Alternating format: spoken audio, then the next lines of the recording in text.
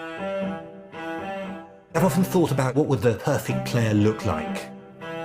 It might play the game in a completely different way from the way that we play it.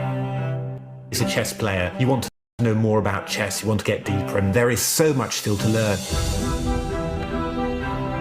AlphaZero played a match against Stockfish, which was the strongest computer that we all knew, and it won the match. And all of a sudden I thought, wow, does this really work? How does it know how to do it? I started thinking, oh, it's quite interesting, and there's just a couple of games that went bang. And these were very exciting games, very attacking games, giving pawns away right at the early stages of the game. The other computers were thinking, well, that's too early. AlphaZero doesn't have any rules. It learns through experience. Really didn't think there was room for this huge attacking style, never in my wildest dreams. There's even more depth than we thought in chess. It's like discovering the secret notebooks of some great player from the past. It explains AlphaZero's strategies. How does AlphaZero think? AlphaZero blows apart what traditional engines are doing.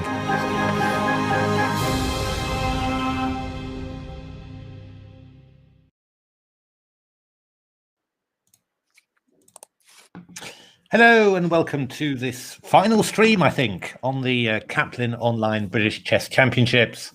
And we are going to be having a look at the championship, the final round of the Open Championship. Welcome, Natasha. We've got a good round lined up for you with Michael Adams ahead in the tournament. He has 6.5 out of 8, and he is taking on young player Tamne Chopra. It's a down float. Tamne has 5 points. Michael is half a point ahead of Matthew Turner and Ameet Ghasi. Matthew Turner plays Matthew Wadsworth, who has been playing some very good chess throughout this tournament. And Ameet takes on Grandmaster Daniel Fernandez on board 3.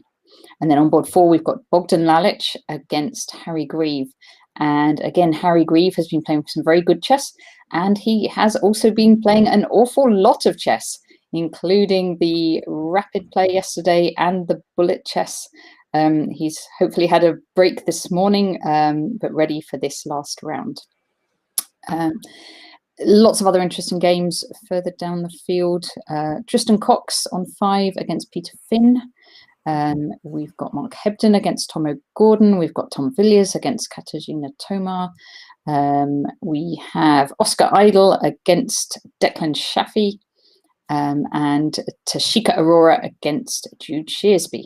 Battle of the Juniors. Okay, so good, a nice selection of games there for the end. I guess, Michael ideally on board 1 will be going for the win.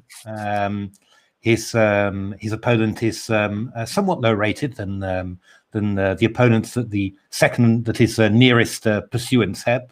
Those they're all sort of GM clashes or title player clashes.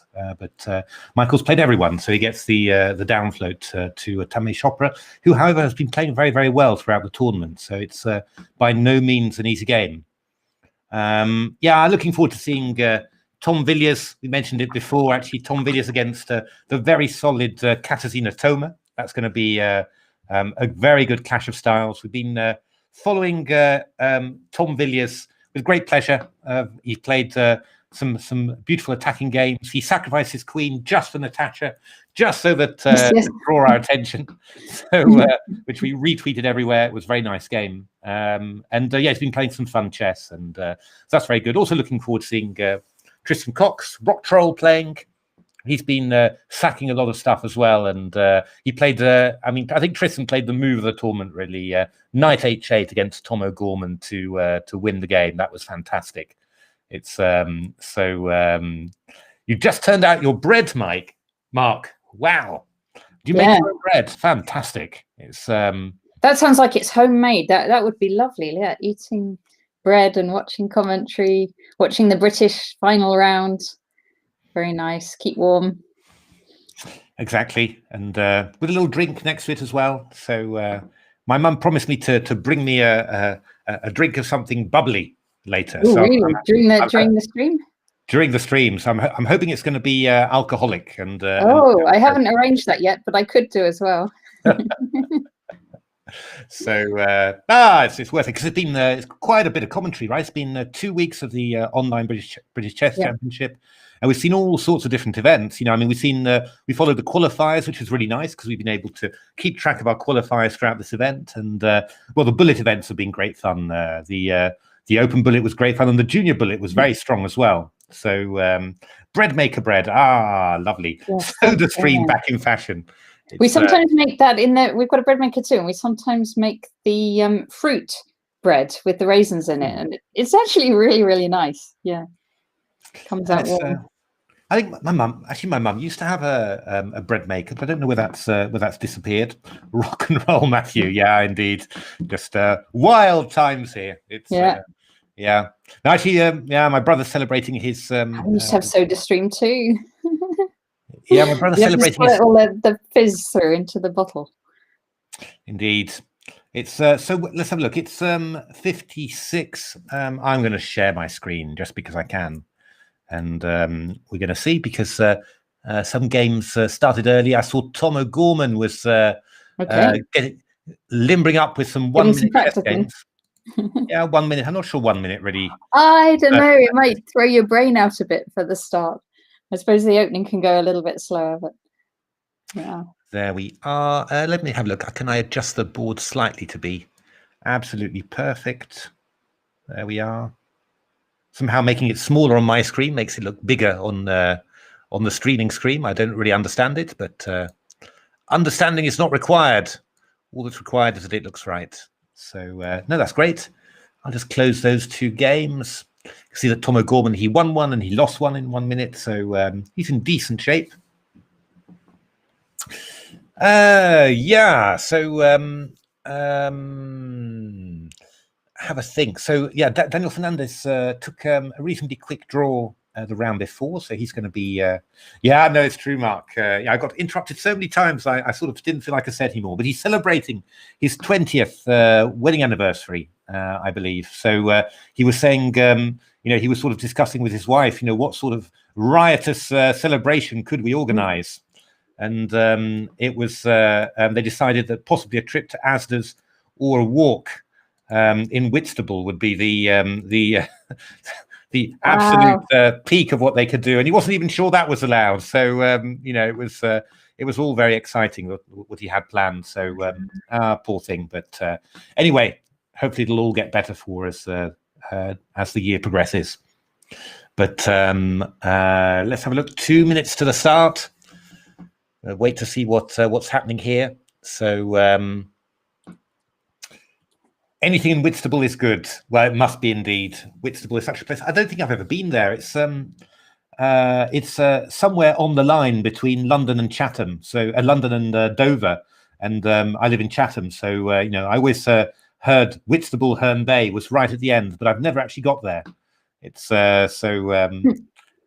romance isn't dead, just very, very ill indeed. Yeah, my brother was despairing a little bit. They normally do something, very, very nice, really try and I think for my sister-in-law's birthday, they went up to Scotland. That was just in between the lockdown periods. They managed to go to Scotland and climb Ben Nevis. So so that was pretty exciting stuff, which they managed. But this is this is slightly less brilliant this time. But well, if you've had 19 already, then Peter Cushing lived at Whitstable. I didn't know that. Wow.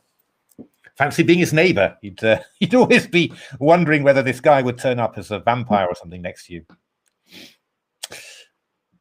All right. It's now 4 o'clock, so we are waiting for all this to happen. Now, I'm pretty sure that I've followed everyone. Fisher fan against Michael Adams has started. I can see Luck is my skill just coming onto my board. So that's Daniel Fernandez against Ameet Ghasi. I'm getting Rock Troll against Checkmate a lot. They're coming slowly. Unagi against Diamond North. Mark Hebden against Tom O'Gorman. That should be an interesting one. See what Mark's got planned. You might do Mickey separately. Sometimes you do. Yeah, it depends a bit on his opponent. I think I get Tanmay normally, but Fisher-Fan, yes. we'll have a little look at that. Yeah, Thomas Queen's Indian. Thomas thinking there. Yeah, I haven't got him up yet, so let me just. I will just do follow. Yeah, Mickey Adams, just to be.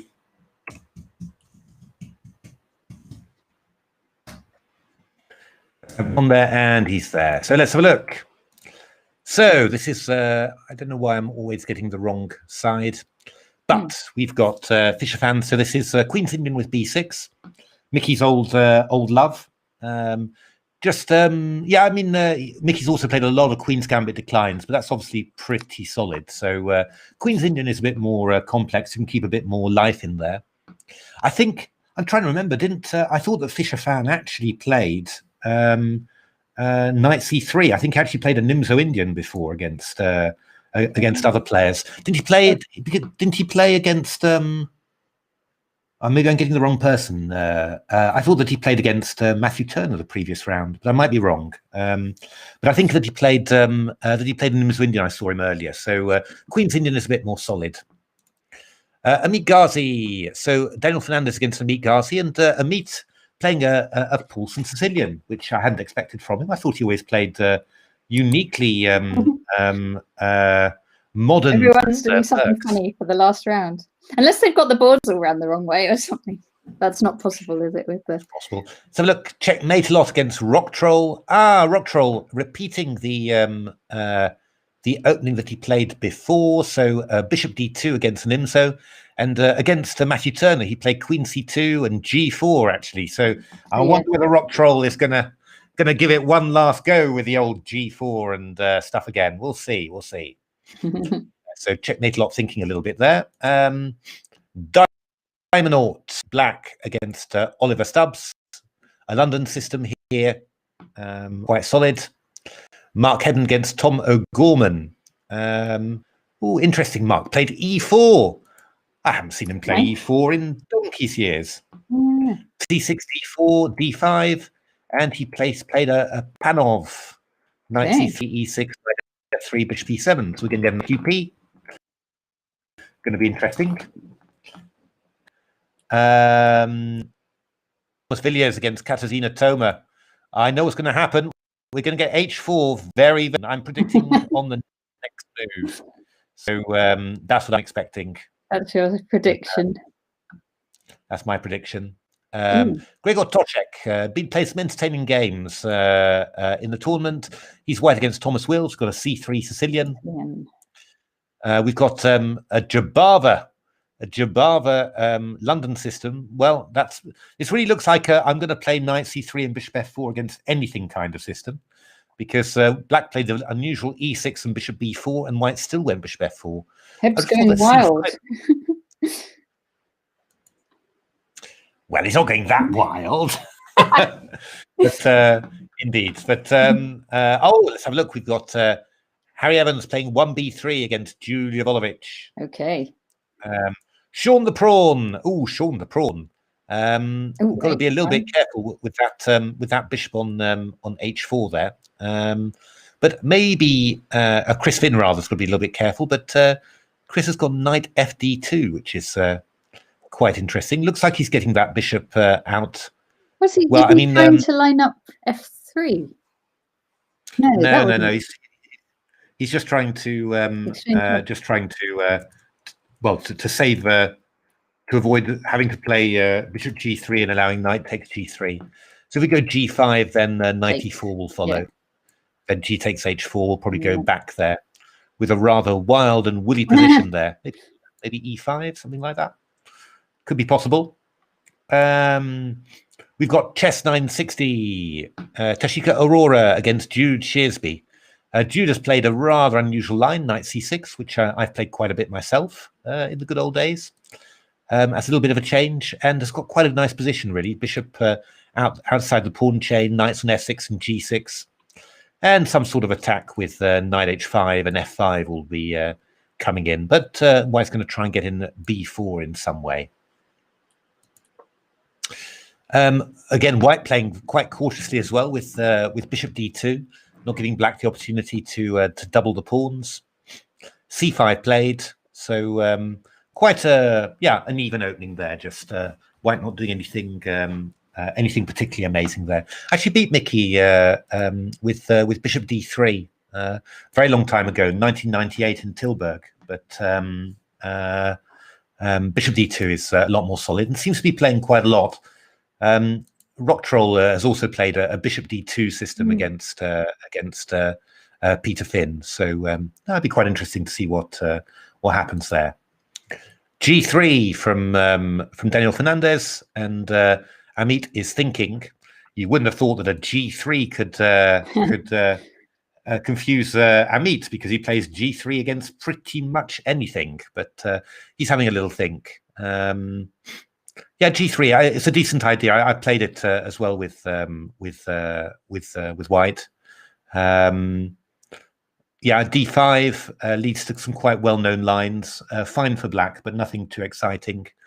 You can also just go knight c6 and knight f6, and actually, I mean, that would probably mean that Ameet face a King's Indian attack, you know, because white will play d3, and so he might not. I suppose what he wouldn't do is g6 and bishop g7 like he normally has, because he's done e6 already.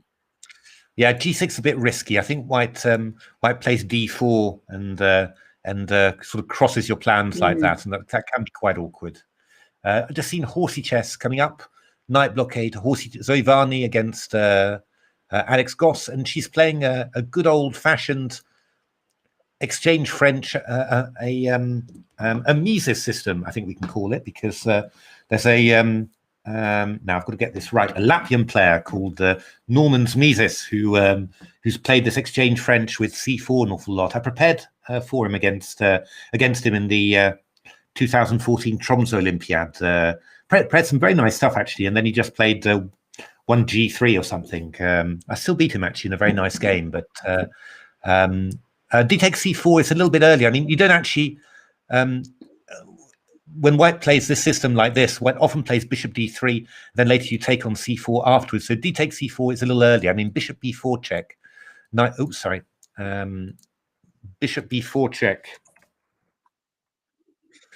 Straight away, actually, knight c3 and then castles is definitely better, because white often plays bishop d3 in this position. So this is a little bit early, and normally if you're going to do this, you're back into a Queen's Gambit accepted, which I played an awful lot in my career, and bishop d6 is definitely the best move. I play this with black an awful lot, and again, very good results. But related to Jack Mises, if only, but this is Mises, Miezis. It's oh, is it? I thought it was Mieses. There's a player who's that, isn't there? No, but this is what Mark's saying. Yeah, but that's a player from the early 1900s, and I don't believe that my opponent was that old when I played it. So Ameet still thinking here. Interesting. Rock Troll playing a3. So this is going to transpose to a fairly even position, I think. Bishop takes c3. Black's probably going to play knight e4 and swap off this bishop. And, you know, black's swapped off a couple of minor pieces. Should just be a pretty equal position, I think. Unagi against Diamondaut. Now, yeah, this is actually quite a main line of the London system, or certainly used to be one of the main lines. And B6 has been played quite a lot. Games with Magnus Carlsen in here, so interesting. That's right. You're absolutely right, Guitar Man. Silecki recommended it in his keep it simple stuff. It was yeah. It's not bad. It's not a bad system for white. But just in principle, I mean, Mises, relatively speaking, made a very big score with it, but it doesn't look very impressive somehow. But if you know it, you know there's some tricks and traps and everything. You can make something of it. No, Tom. Oh, there we are. He realised his hacking was not going to work. Serves us right to give him the biggest talk up anyone's ever had on this stream, and then says. This is another. I think very wise, Tom. catastrophic failure on the scale of Harry Grieve against Tom O'Gorman. That was which we also talked up enormously. It's well, there we are, Tom. I said H4 is going to happen, and that didn't happen. Well played, all same. Good tournament. Yeah, well done, Tom. So Gregor Toshek against Harry Wills. C3 Sicilian. We'll see how that goes.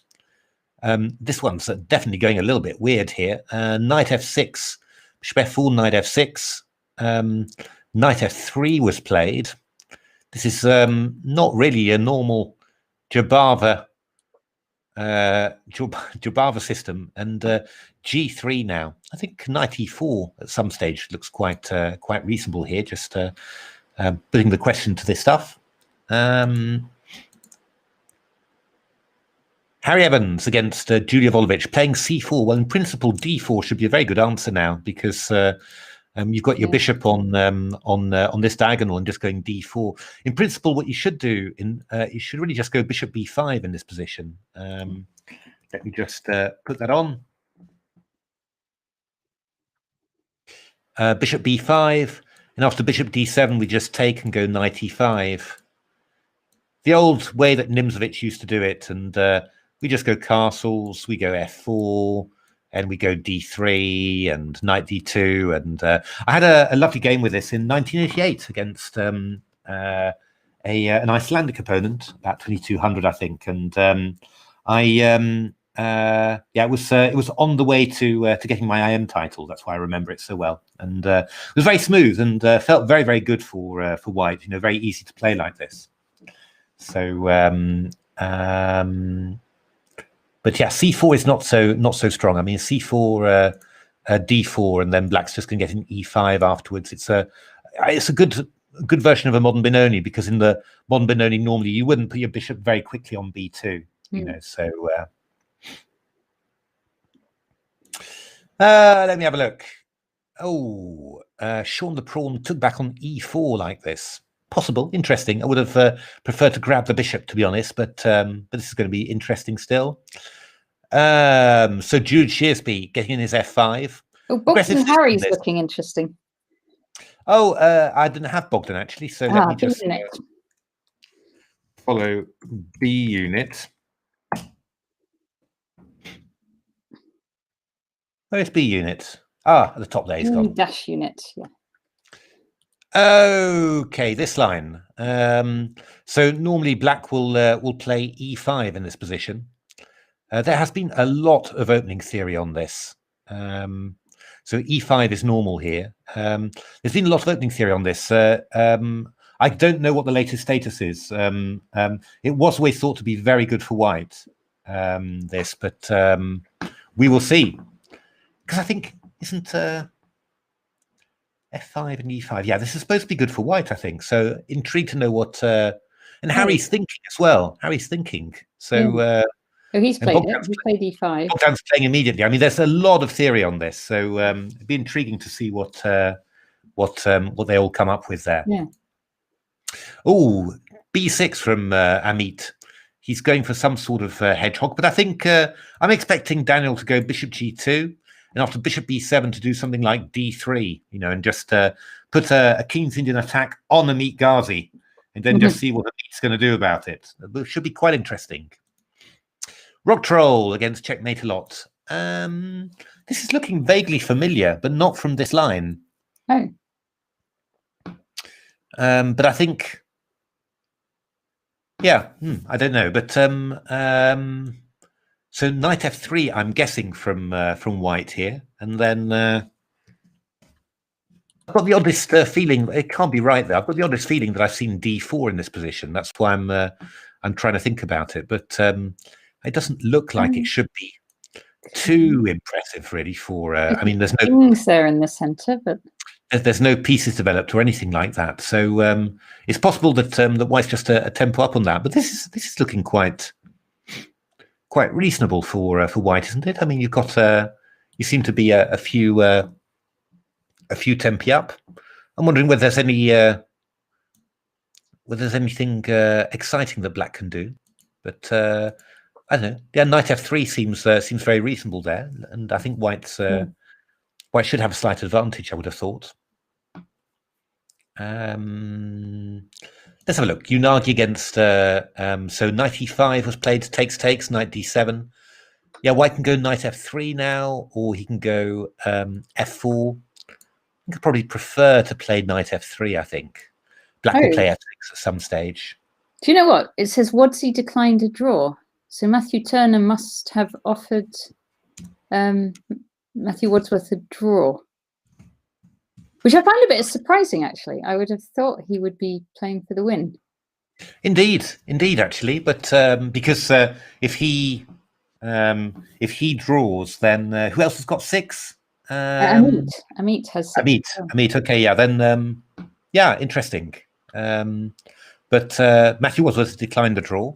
I mean, got to say, Matthew Wadsworth has shown tremendous fighting spirit because he declined that draw against Mickey yesterday. Exactly. Now declining a draw against high-rated players, declining a draw. So I think do it straight after that. That is it's very good. Yeah, I think he's done extremely well there. So my Guildford colleague. So Bogdan, thinking now. Now I'm pretty sure that c5 was the idea, to be honest, and then maybe rook e1 or something like that. I'm pretty sure that there were quite a few exciting ideas for white. Let me just grab my database and have a look at it. It's been a very long time since I've analysed this stuff. It was I mean the semi-Slav was really a huge opening for me when I was professional, especially between you're absolutely right, guitar man. I mean that trick from the I don't think Matthew Turner has that excuse, does he? Because I think he works in a school, and I thought the schools were not opening for another week. But maybe he does chess coaching, so maybe they do continue the chess coaching because you can do that online anyway. So maybe he does have the excuse. Well, I think it was the idea of the long trip from the living room to the kitchen. I think that was the. So f5 and e5. Yeah, this is very. So yeah, I mean, this scores enormously for white. 78% for white. This position. I'm sure Harry's got his theory mixed up here. Because c5 is still really strong, as I remember actually. So black players have been playing all sorts of stuff here. They've been playing bishop e7, which really seems very weird. But bishop c7, would be the natural move. If this is going to work for black, then bishop c7 would work. And then, but we go bishop b3 check, king h8. Yeah, and actually knight g5 is already pretty strong here. Because if you go something like queen e7, I've even got knight takes h7 already. So I mean, this is really horrible for black. So this could be. I mean, I'm pretty sure that Bogdan must know this. Yeah, for sure. Stuff. So Mark, oh yeah, we've got this one. Slightly. Now, I do believe actually that. H4 was normally played in this position. This is this was a brainchild of a very strong Russian player and a superb coach as well, Yuri Razuvayev, who died recently. And there was a book by him, and one of the things that he talked about was this idea of playing H4 and just giving away the rook's pawn just for later attack. A very advanced and creative idea. And this was in the 1980s, so he actually got to play it 3 or 4 times against strong opponents before anyone cottoned on. But it's still thought to be very strong. Mark's played it slightly differently. He's played queen c2, g6, bishop h6 first, and now h4. But the idea is pretty much the same, really. I mean, if you take off, then you just don't mind, basically, and you just use that h-file later for an attack. So I think Mark knows this very, very well. So I think Tom's maybe in a tiny bit of trouble already, I would have thought. He did go f5. So he is. I think he maybe was trying to do a tactical draw for like Mickey did, and that if it was refused, he'd then go all out for the win. Maybe, yeah. I think Mickey's was the game was much further advanced when Mickey did it. You know, it was and it was quite a dicey position for Mickey. So I think this was a sort of a feeling out the opponent. You know, is he bothered or is he? Of course, Matthew Wadsworth. He's he's half a point behind Matthew Turner. So yeah, you know, that's true. Yeah, a draw is not going to get him that much really. So yeah, it's worth it. You know, if you've got that, if you're feeling good about stuff, then go for it. And yeah, very impressive from Matthew Wadsworth. So well, we've got this typical sort of Karpov system against the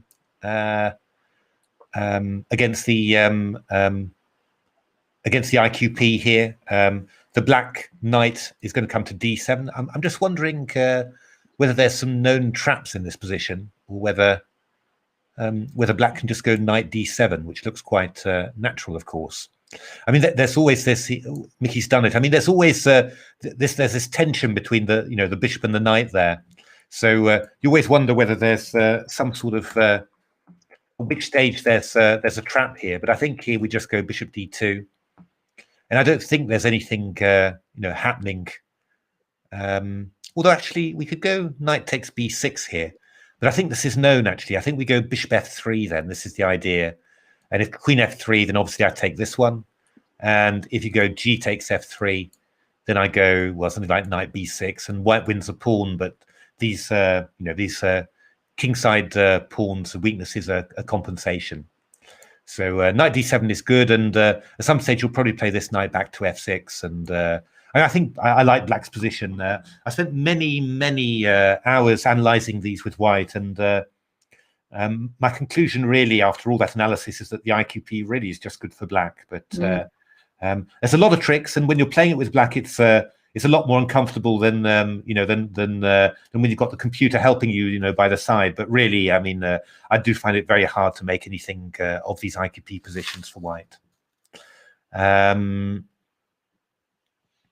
Let's have a look how Wadsy's getting on. So f5 from Matthew Turner, knight c3. So we've got a sort of a stonewall structure where black swapped off his light squared bishop. So that's decent in principle for getting black's pieces organized. On the other hand, white's got the two bishops, so Matthew Wadsworth always very happy to play these positions. I suppose the one thing that's slightly less nice for white is that he's played this move h3, so it's a lot harder to get rid of this knight on e4. Playing f2 to f3 is always tricky because why does this always happen? Because the pawn on g3 is hanging. But okay, I mean that's just a small minus point to the position. But apart from that, all good. Let me have a look. Chris Finn against Sean the Prawn. This is a bizarre last round game. This really, everything's just weird that could happen is happening here. So this knight's been chased away. I guess the knight's going to come back to a6. Because I don't really see another place for it, and has done a very odd position this. But well, I guess black's going to play h4 and then try and put in e3 maybe. If white doesn't play e3, if white does play e3, okay. So now I'd say h4, and then after bishop h2, I'd shove in e3, and we'll see what's happening there. Bizarre position, no idea. Chess Queen 960 against Jude Shearsby. So yeah, I mean, black just a little bit better actually. I mean, just quite a nice position here. Quite aggressive pieces, and white hasn't really got going on the queen side yet. So successful opening there. Horsey chess against knight blockade. Yeah, black's doing quite well here. Pieces well developed. No real danger from white against the king. So and just an isolated queen spawn. So yeah, no, black's doing quite well here. Hasban against Julia Tatad, quite unusual from Harry Evans. He's playing a Benoni with a bishop on b2 that's sort of blocked by these pawns on d4 and e5, and also a bishop not on g2 but on e2. So in principle, it feels like black's playing white and white's playing black, really. So I do quite like this for for black. Bogdan's Well, this still unusual. thinking in that game. Sorry. Bogdan is still thinking in that theoretical position. I must be trying to remember his theory, I think. But yeah, I mean, to be honest, it's not too complicated to work out either at the board. I mean, this is, yeah, it also looks very clear, what white has to do. Now, this is a bizarre position. You think that white's gone c4 and that black's taken on c3, with but actually what's happened is that bishop takes c3 has happened. And then white's gone c4 and c3, which is a little bit bizarre, I have to say. I think black stands very well here. This pawn's weak. I mean, the Nimzo Indian with the pawn's bishop on, on g2, it's a special thing. And here I think white has lost some time. And black's going to go bishop e4 and line up on this one. I think it's going to be a little bit tricky for white there. Gregor Toshek against Harry Wills. Knights on g6 and b6. Actually, these knights, I think they've swapped over, haven't they? Because so this king's knight has gone over to b6, and then the queen's knight has gone over to g6. Quite funny. So I think white's doing very well here. He's got everything you could desire from an opening, really. Lovely pawn on e5, and yeah, I mean, I think we're just going to get the rooks, bishop developed, rooks in the center, go for h4, h5, and it's looking very pleasant for white. So I think Mark's still following his theory here. Bishop f8, queen d2. So h5 going to come in as well. Now looking quite, these are quite nice positions for white in general. So white thinking here about how to reply to the threat against e5. I do think that knight f3 would be the simplest somehow, but we will see. Rock Troll played knight f3, d4 and e4. My goodness. Is this really possible? Rock Troll played very calmly, playing, giving the pawn back. I'm going to have a look at this to see whether this is known, because I find it slightly confusing, actually. Castles, bishop d2, c5, a3 takes, knight e4, rook c1. I said it reminds me very much of something, but I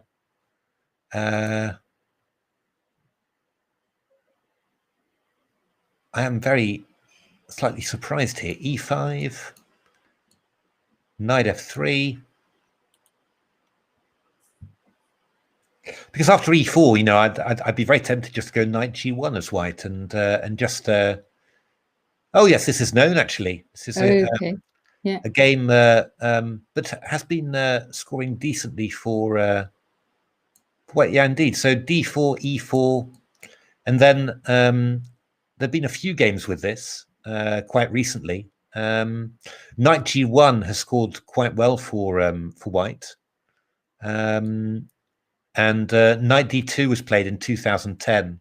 But this is what Rock Troll has played. Which type of players have been playing this? Queen d4, which not super strong, but decently strong. So bishop e2. This is a game Yakovlevich against Zelčić. So Zelčić is 25-30. Yeah. He's 25-30. And knight g1 was played by Matthias Blaubaum, who's quite a strong German player, 26 something. Zelčić either plays the Mora or the Birds. I know that name really well. It's from one of these Trends books. It's either in Trends in the Mora or Trends in the Bird. I think it's a Mora. Could be. So knight g1 was the normal move, and then black goes knight c6. Interesting. I wouldn't really have thought that black has got enough play for the pawn here, but presumably if you look at it with a computer long enough, then it can sort of do things. But it's a bit strange just to give back the pawn like that. But knight c6 looks quite pleasant for black. Whereas knight g1 forces forces black at least to do a little bit of work on that. But just see what my computer says about it, because this looks like a bit of an Indian speciality. I think Aditya played it with black, and also Raja as well. My goodness me! I mean, my engines are claiming an advantage for black here, which is rather shocking me, I have to say. Yeah, chess.com is saying a slight advantage to black in the position they've got to. Yeah, in this position, but I'm looking after knight g1 actually. Amazing, absolutely amazing. I would not have dreamed that, but my engine likes black in this position, so amazing. Yeah, looks to me like white's just developed, fairly normally. It shouldn't be any problem. Yeah, but, yeah, amazing. Chess is quite amazing somehow. Let's have a look at Ameet Ghasi. Well, we didn't get my prediction at all, because we're going for the. This is a little bit strange, and Daniel has played the also slightly strange b3. So a very strange position, this one. It reminds me a little bit of a 1b3 system, actually, with white, but black's got an extra tempo. But I wouldn't have thought this would be so amazing for white somehow. maybe you do now fianchetto your bishop as black. Maybe Ameet found some way of making that make sense. I don't know. It could do. It's not impossible. It feels loose somehow, with all these dark squares. But it could be. Agreed. Bishop b7 is very sensible as well. Yeah. But I don't know what Daniel's intending. Is he going to go queenside with the king? Maybe. I'm not sure. I would predict kingside. I think. We'll see what he's trying to do, because he likes to do unusual stuff, doesn't he, Daniel? He does. He certainly does. Yeah. It's just going back to Mickey's game. Actually, White's still thinking here. So White presumably out of theory here. I think there's still quite a bit of theory in this line, but still quite a lot. Obviously, White not quite sure. Oh, has played knight d5. Okay. So is White? So bishop d2, and now I guess that White's decided that he's going to go for the old knight b6, because it doesn't make much sense. I don't think playing anything else. Queen but E4, he went. Queen e4. Yes, instantly. Okay. Queen takes b7 is done. Okay, he's done this g6, queen b7. Okay, interesting. Yeah. It's not. I mean, we go bishop b4 with black, but I think, I think White's going quite heavily for the equal option there. Yes, I have to say. So, although, like doing that, he might not. Even if he's equal for a bit, it might not work out. Yeah, I mean, in all fairness, I mean, I guess White does get maybe a tiny advantage here. You could claim, because I guess maybe you can go. So I guess bishop b4. Our B unit did go c5. Right. So yeah, I'm not quite sure, because so d2 is on prise, and we've got ideas like bishop b5, knight e5. So my natural idea was to play bishop b4 and protect the queen on e7. I guess White could play rook c1 here. We can go bishop d6, but maybe you can go something like bishop b5 and claim that you've got a slight edge. Yeah. I don't know. Rook d8 is looking very, very equal, but that could mean that it's very difficult for Michael to make anything of it. But interesting. I was actually wondering. I was looking at it. I was actually wondering when Mickey went knight d7. Whether he might just go knight f6, oops, sorry, always happens. Knight f6 just to avoid that exchange and keep the pieces on. Yeah. But obviously he didn't. Well, we're going to see. That was my guess in that position. We're going to see what Mickey's going to make of it. Really, not going to be easy. Mark against Tom O'Gorman, so still doing his standard stuff. I'd expect Mark to still be in book here. If queen g7, we just go back to f4, and we're aiming at c7, and we've also got this move h5 to h6. So quite a pleasant position for white. You know, I mean, just black's still got it all to do basically to equalise. Let's have a What look do you at think of Matty T against Woodsy? let's have a look. The Battle of the Matthews. This should be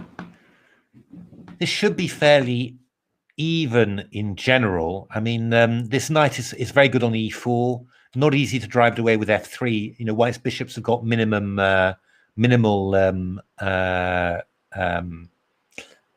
you know, a scope really at the moment. We've also got this move knight d6 to stop b4 to b5, which I think works. So this should be absolutely fine for black in principle. But yeah, I mean, this is a type of position that that you can play for quite a while, really. So in principle, you know, white should not be should not be unsafe either. So if black could manage to get b5 and knight c4 in, that might be a little bit tempting, but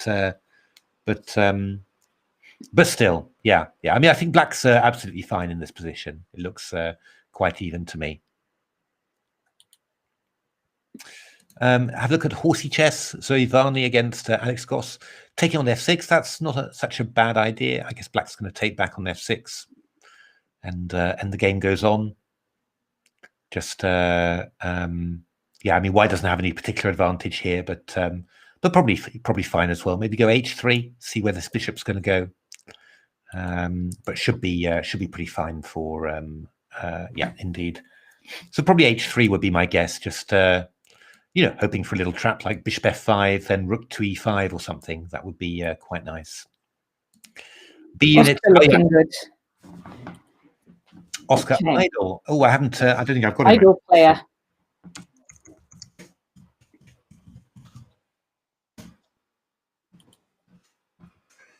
Against Declan Chaffee. Oh, indeed. Yeah, this is looking very, very nice.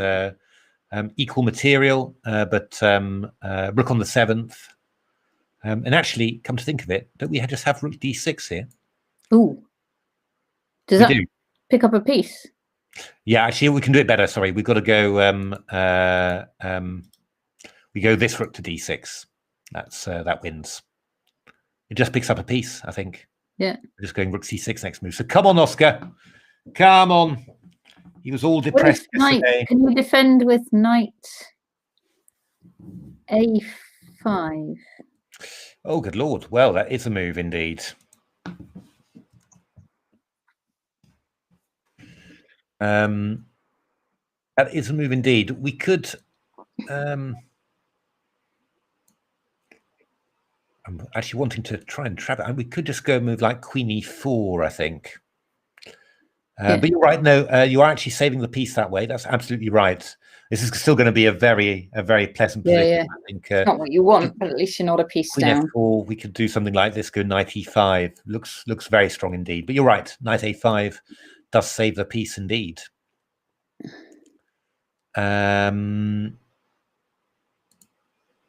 Rock Troll against Checkmate a lot. Yeah, we're still following this this other game, so we'll see whether the theory changes. Ameet's played knight c6. Brave move again, because the bishop can get a forced exchange can happen there, but he's hoping to control d4. I'm not sure I would have done that, to be honest, but well, we'll see how it turns out. Okay, so we've got this position. This is all known as well, actually. So bishop e7, probably that's the most common move in this position. Bishop e7, and then knight takes e5 from Bogdan is quite uncommon, I have to say. Oh, he went bishop e3 check first. Sorry, that's normal. King h8. Knight takes e5, knight takes e5, d takes. And now black has to think what he's going to do. Bishop takes c5 is most common, of course. Just recapturing the pawn. And yeah, we've got a few possibilities here. We've got queen c2. in this position, and queen d8 as well. I mean, the problem is this pawn's quite dangerous and hard to stop. You know, this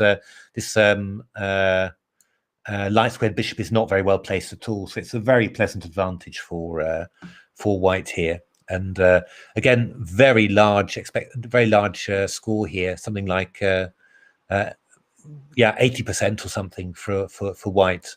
I'm seeing lots of white wins and not many black draws actually. So really a very difficult position for black here. Luck is my skill. We saw rock troll still going on. You can argue white went knight f3 there and takes.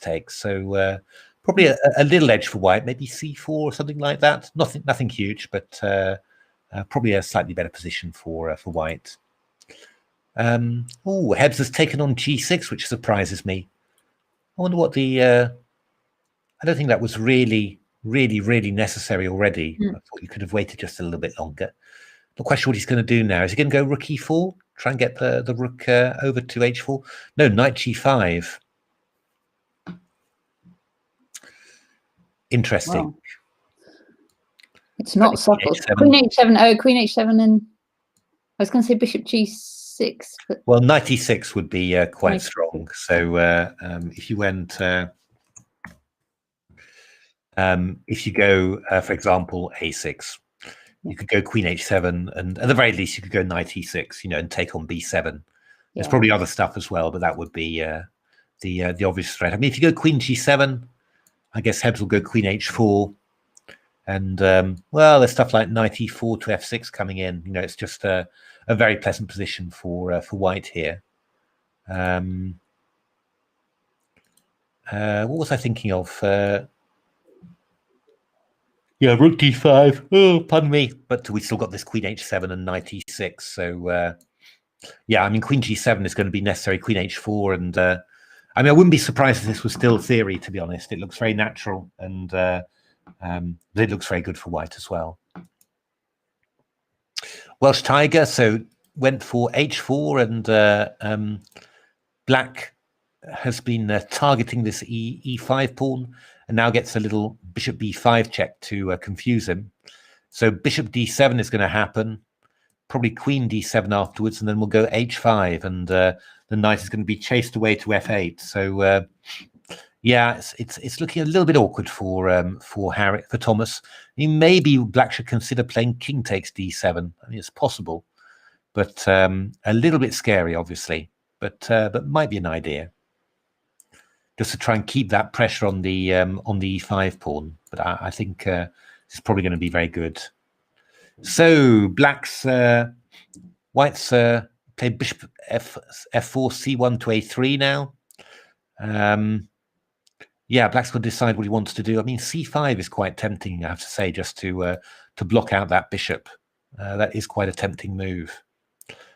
Bishop e4 is also quite a common move in these positions, just to stop white from playing e4 and just make sure that light square bishop gets exchanged when e6 will be weak.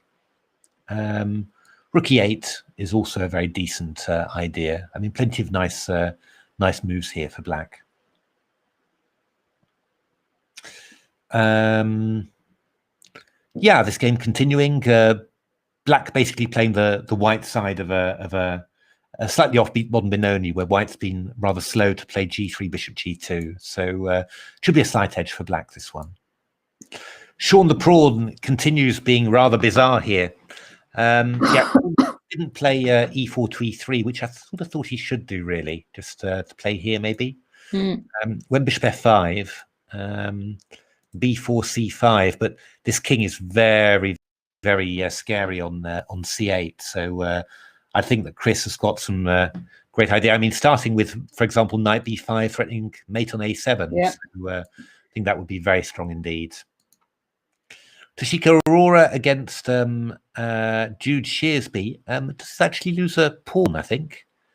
Can't we just go knight e2 here? And oh no, wait a minute. Knight c7 is coming in, so I do apologize for that. Takes, knight e4. There's knight c7. So I guess that probably something like queen e7 should be played, just defend c7 and d6. I mean, I'm assuming that the black should be at the very least fine and maybe a little bit better, because yeah, I mean, you've got nice pieces basically, you know, and you develop very, very smoothly and easily. And there's this nasty pressure against these two pieces, you know, from the bishop on g4 and knight on f4. So, in principle, I quite like black here. So Mickey has played bishop d6, rook d8. Mickey went back via f4, which is clever. I was wondering about this, stopping the rook from coming to c1. So bishop b5, rook d8, g3, bishop d6. And, well, White's got to see how is he going to try and either keep an initiative or not get too much worse. These are dangerous against Mickey, these ones, because Mickey's very good at making something of these sorts of positions. But it's not going to be easy because, for example, a move like rook c1, how is black going to do this? Not 100% easy. Oh, pardon me. We could play a6 as black here. This is possible. Sorry, so rook c1. You could play. Oh, good lord, gone too far. Could go rook c1 here because after a6, if you go bishop a6, I'll go rook b8. Okay. And this one is lost. Yeah. So bishop d7, I go queen d7, and queen b6, I've got rook b8, and you get b2. So maybe you've got to go something like bishop d3, maybe. I could chase you out then, like this, and then go something like knight f6. And I've sort of consolidated a little bit, but still, you know, White still has some pressure with his queen here on these, and these rooks are still not perfect. So, you know, White still keeps some... Oh, Mark has got it. Queen h7 check. Oh dear, yes. Oh, look at Yes, this. it was this rook d5 I mentioned, but yeah, this was knight e6. Well, I mean, anything now. Knight f4, I think is just utterly over. I mean, you've got all sorts of stuff, right? I mean, if you go knight f4, and then if rook e5, you could even go knight d5, or you could go knight d6, or even d if you particularly care. So yeah, I mean, it's all completely won. So looks like Mark is going to. Well done, Hebs. Well done, Hebs. Going to get a quick win there. Well done, Hebs. You had a bit of a rough patch in the middle, but come through at the end to score a few quick wins. Welsh Tiger, bishop g5 now, f6. This is quite difficult for black, and I think h6 looks very interesting here. So after fg, you go h takes g. Yeah. That looks quite pleasant. Makes good use of that h pawn, and yeah, I mean, White's got a very strong position here. Yeah, so black's cautious move, rook b8, defending b7. There were always some tricks you've got to watch out for. So black's just playing quietly there. I would maybe have played bishop e4, but that's all fine. Hasban, well, nothing's much has happened there. Queen a4. Oh, this has gone very nasty. So Chris actually played a very nice idea, b6. So queen a4 allows b takes c7. Yes. And after b6, after a takes b6, whoops. After a takes b6, then knight b5 is terminal. So c7 is hanging, and queen a7 is coming in. So actually, a monster style bishop. So actually, what could actually happen here would be quite nice. Actually, I go takes, knight b5. Yeah. You maybe go. I'm not quite sure, really. Well, no, it's so horrible. I can't even find a move. Actually, I was thinking that you know, for example, whatever, you could finish brilliantly with queen a8 check and knight yeah, knight a7. But there's so many other ways to win. It would maybe be a little bit going over the top, really. So okay, chess queen a4, knight f4. Yeah, Tashika's playing it well, actually. I mean, at least getting a knight entrenched here on this square, and then can come with rook c1 into c7. So playing this quite well with White. Rook ac1 played by. The pawn on the ropes too.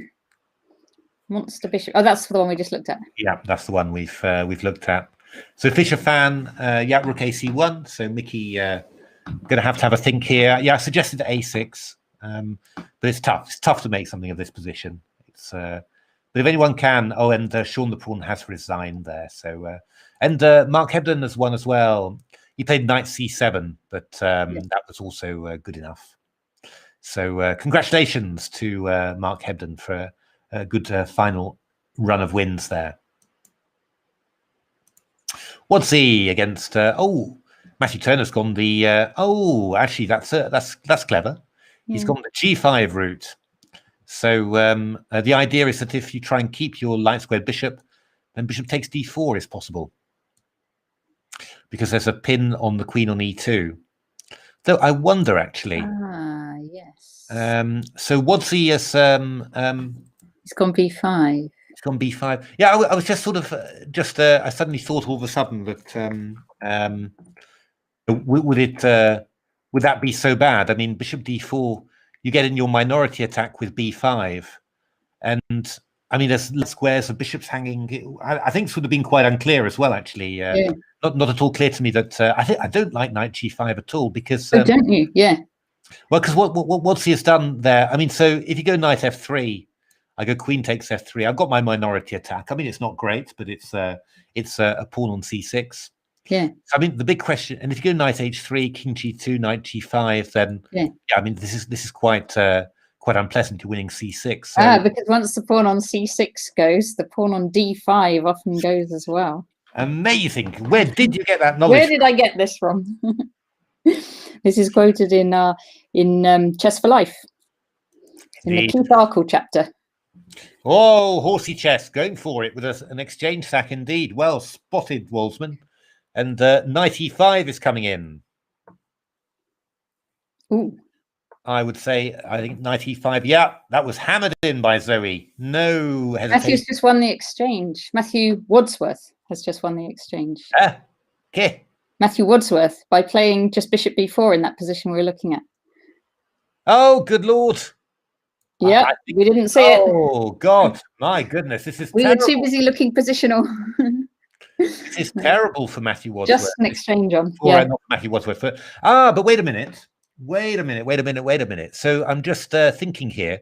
This was maybe much more sneaky than I realized, because I think that Matthew Wadsworth's idea was to go. So he went rook b1, and if I was saying knight d6, is fine.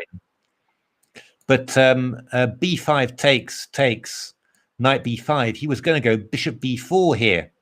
Yeah. If I go knight d6, he was going to take and go rook b7. That's what he was going to do. Yeah. Which is extremely unpleasant, this one. I mean, you've got the wrong bishop to defend the pawn.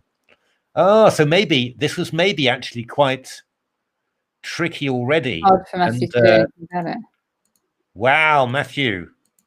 I mean, huge chances now to win this, because well, that would be only fair, wouldn't it? Because he was offered the draw against Mickey yesterday and turned it down, and then offered the draw against Matthew today and turned it down. So it would be nice for him to get one out of the two, wouldn't it? Exactly. No, I mean that's but this is looking huge for white now. I mean, I think this is just collapsing for black. I just don't know what Matthew can do here. Matthew's got to try and drum up counterplay. So like he could try and do kingside, I suppose, with a bishop d6, but he's losing this pawn if he does that. Yeah. I mean, maybe take on h3 and just see what he can do. Yeah, I mean, he's got knight h3, but I mean, we go king g2, the knight comes back to g5. Yeah. We go king g2, the knight comes back to g5 there, and I take on here. I think you take back, and I go rook b6. I mean, it's not rocket science, and it's just really strong. So rook c8 is indeed. Zoe Sachs exchange.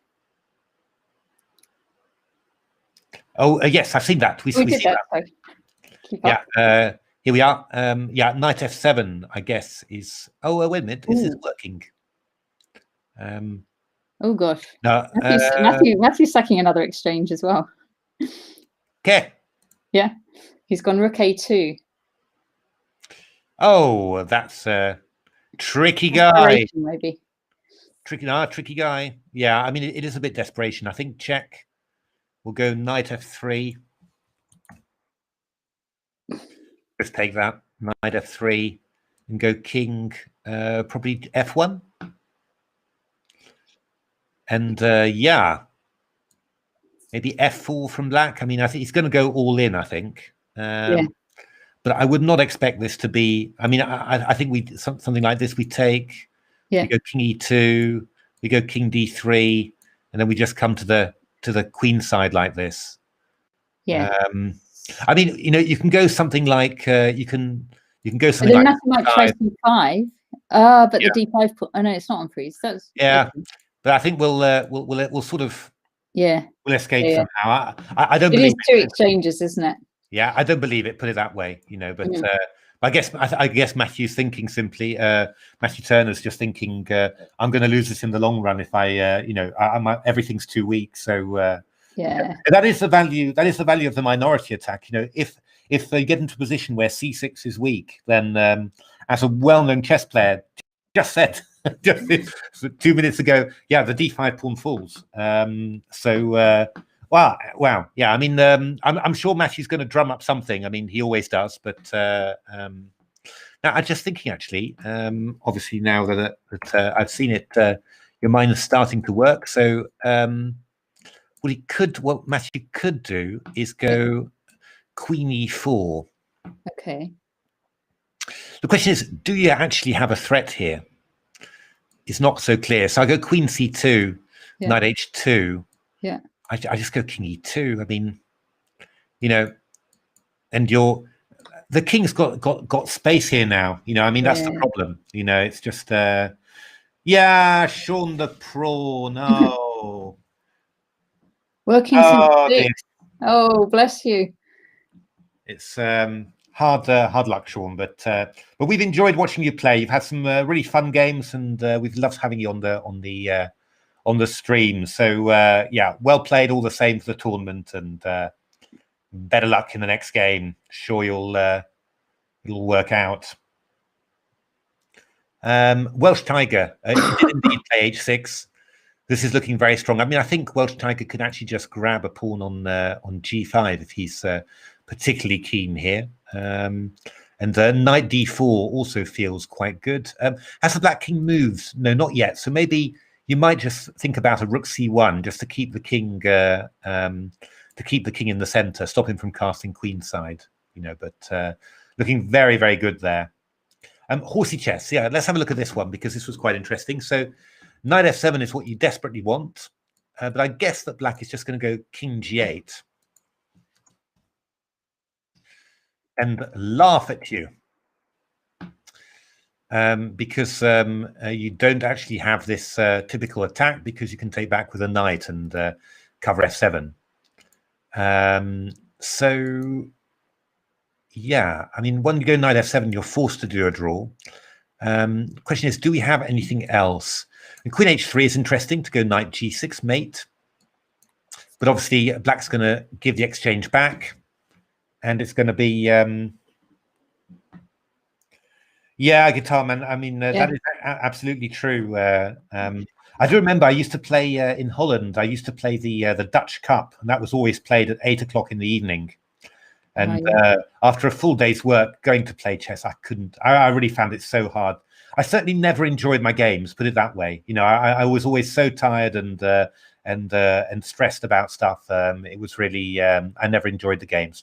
The only game I won. London League is hilarious because like half the players are falling asleep, and you can see it because everybody turns up after a day of work, except for the people who there's sometimes juniors, but then they'll have been to school, and sometimes retired people.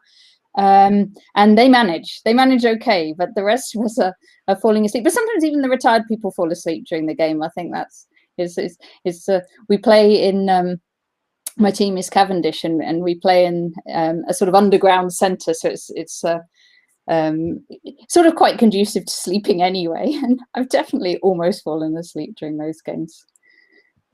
Now I remember we once played a Dutch cup match, and it was I mean, basically, if you tell a Dutch person, you know, what's the furthest north, it's Groningen, so it's right in the north, and we were going further north even than that. gosh. It was that far away, so we just realized that we would not be able to get there in time after work because it was snowing like hell. And so we actually ended up going up, I think we all took a day off work and we went really early, and it was icy and everything. It was a huge adventure to get there. Yeah.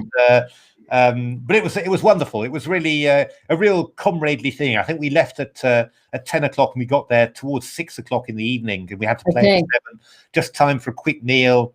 Then I played a correspondence Grandmaster actually on board 1, and played some Czech Benoni, got a long game and won eventually, and then somehow we got back. It was a hell of an adventure, but it was there were great times in Amersfoort. I had such a lovely time. You know, I think Mickey is gonna squeeze this one. This has got a Mickey squeeze written all over it. Yeah. So he somehow White played Rook C1. Actually, there was a tactic I hadn't seen. Mickey went Knight E5 there. And the idea was that if he took on E7, then takes Bishop E7, King F3, and Rook D4 wins a pawn. So, well, White found a pretty decent way of doing it. Queen E4 takes. But then B5. Now this one's a bit awkward. Rook C6, and now this very strong idea, Bishop C7, Rook FC1, Bishop B6, and this is beautiful square for the bishop now, covering A7, covering C7, attacking D4. I mean, you can get the bishop out, but we'll probably play Rook D4, I think. I mean, Bishop D4 is possible too. I'm just not quite sure about Rook C7, but probably go a Rook D4, and I mean, there's Rook D2s coming in, but you know, Black's it's just active basically, opposite color bishops. This structure, your king, Black's king is much safer than White's because you've got this extra pawn E6, and as we've often said, opposite color bishop positions with major pieces, king safety is everything. So I think Mickey is going to make this, and it's just so typical. You know, he's just. But okay, let's not get ahead of ourselves. But I will bet I don't know what on a Mickey victory here. It's let's have a look. Horsey chess. Alex Goss going for the win. Oh, what is this? This is awful. Surely because Queen takes C3, which looks clever because of Rook C3, Rook E1 allows Queen E8. So I think I mean, surely I'm not wrong, am I? King G8. I mean, was I hallucinating? But I thought that that Knight F7 we could just go King G8 here. Surely. Okay. And Knight H6 we've got King H8. This just looked like a draw. Let's have a look. Walsman is our roving reporter here. Marching of pawns, they are coming. Those kingside pawns are coming. My goodness. Yeah, I mean, you've always got to watch out for the old tactics. Now, if I was the White player here, I would be looking to go B4 at the very earliest opportunity. The only problem with White's position here is that, you know, that bishop should be on G2. I mean, we should be having some support for our queen side. And on F1, it's, you know, it's kind of a dead piece. Yeah, very aggressive play from Julia. This is going to explode somewhere around the time control, I'm pretty sure. White playing very fast, 42 minutes there against just 22 left. Jude Shearsby making progress here, I think. This move G3, I don't like that at all because you lose your light square bishop.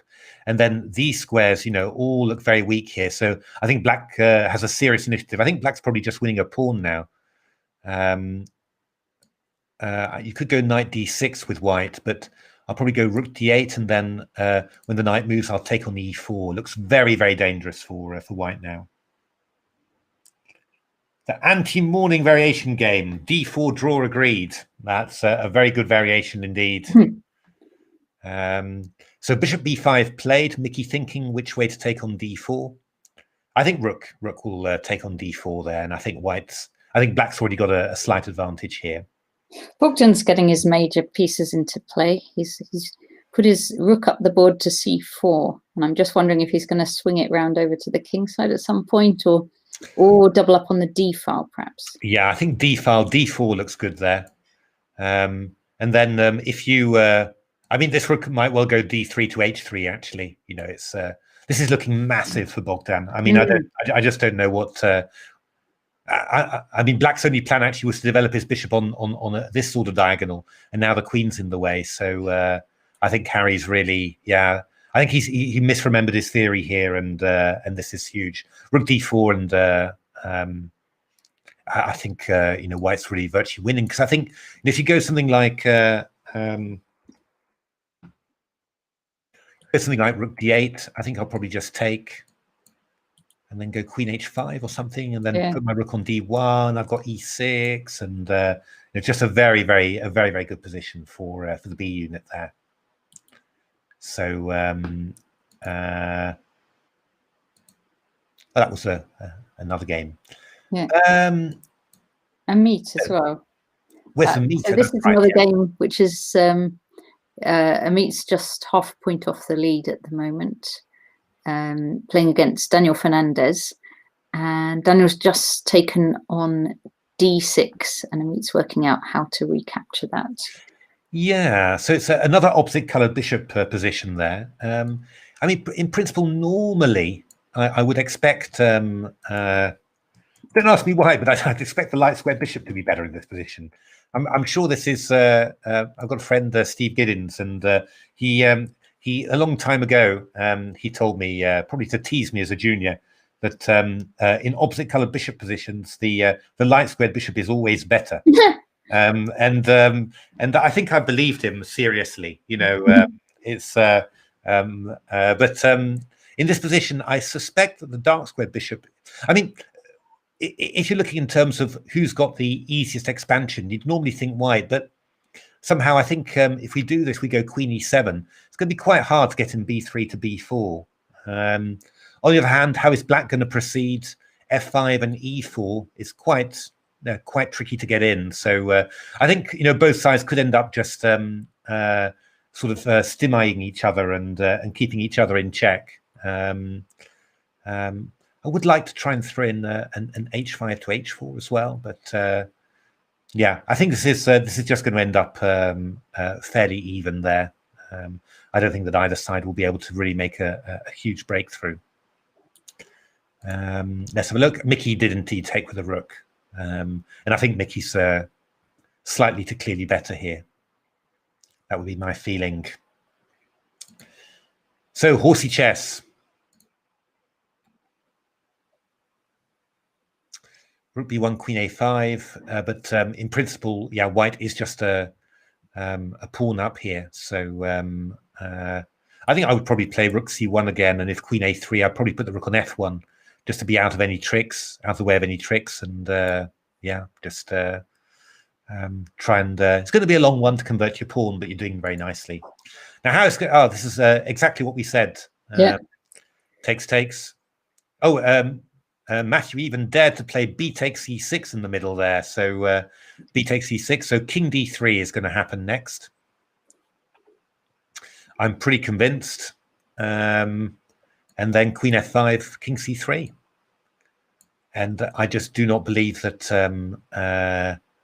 black has anywhere near sufficient counterplay there for the two exchanges, isn't it? Two exchanges. But, you know, if... Matthew is a very tricky player, so I'm sure Matthew Turner, that is. So I'm sure somewhere there's going to be some excitement, you know. But actually, I wonder, is Matthew calculating something funny? Probably. Oh, you think he might have opened it? Oh, like queen coming back to c8 and out. Well, no. I mean, it's just. Sometimes, if you sometimes against these, you know, crazy stuff, you can sometimes fall into a trap. But falling into the trap is the best way of playing. And this is actually not as he's played it. He's played it. Indeed. C6. Okay. Yeah. The idea is if knight d4, we go king d3. Oh, I'll show you. It is a little bit. I'm not. Yeah, I don't know. Yeah, king d3. I would have done this when I was young, to be honest. But it's just now that I'm old and afraid that I. You would have seen this for sure, Matthew Wadsworth. It's Matthew Wadsworth has played this. Yes, he would have seen knight d4, for example. Yes, of course. Yeah, I mean it's the only move. So, and queen d5 check is the idea. So the point being, you're you get rid of all of Black's crazy stuff, and the important point at the end is that you can go queen e4. Now, what have we got? We've got two moves. We've got knight e5, which is possible, and we've got knight d4, but both seem all right. I mean, I go king d2 there, knight c6, and then queen d5 check, and I've just got more pawns. So I guess knight d4, king d3. Oh, actually, is this? I was going to say that that was my only slight cause of concern. But no, queen e2. Yeah. So you've got to go king d3. That's absolutely forced. And now, I mean, knight c6, queen d5, end of story. Just so completely winning. The question is, and this is obviously what Matthew will have calculated: queen f5 check. Yeah. King d4, and now bishop g7. Well, bishop g7, we've got king c5, which I'm afraid is just all completely good there. So the only one I could think of would be queen e4 check, king c3, and now no, we can't go d4 because there's no. Then this is completely lost. Queen, so this really was, yeah. So bishop g7 then. Sorry. Bishop g7, but that's just because it's the only move to keep going. Okay, but you're way down though. You're just way down. Bishop g7. I go king b3. I've got it all covered. Or king d2 actually. Why my king d2 is also just winning. Yeah. So very clever from Matthew Wadsworth. I was just I'm glad I spotted it before he played it. But sometimes you really can. That was one of the things I learned as a young player, and it's one of the things I did, I think, quite well as a professional. Was I was always absolutely willing to spend some time and some risk, because if it's it might look risky, but if it's correct, knight e5. Knight e5, so you can't go to d3. King d2, we looked at that. Yeah. And knight c6, we've got queen d5 again, which is the same win. Same line. So. Wow, well played, Matthew. That's excellent. Oh wow, what does Matthew? Oh my goodness! Look at what Matthew Turner has found. Wow. Knight e5. Yeah. Knight e5. Yeah, but queen f3. Yes, queen f2. Okay. Defending d5. Very clever. Matthew Turner. Yes. Oh, good grief! So does this work? Interesting. Wow. Okay. He is clever. He's always tricky. He is always tricky. So that is this is a huge shock. So what if you bring your rook back to c2? Yeah, but we're losing f2 e3 and d4 f4. This is it's a total mess. This. I'm desperately trying to find a way to make white not lose this.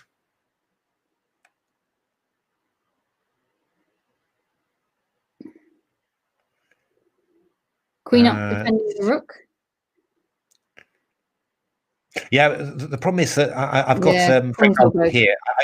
I go queen f2, right? I mean, this is a total mess. Oh, Matthew, I was so proud of you.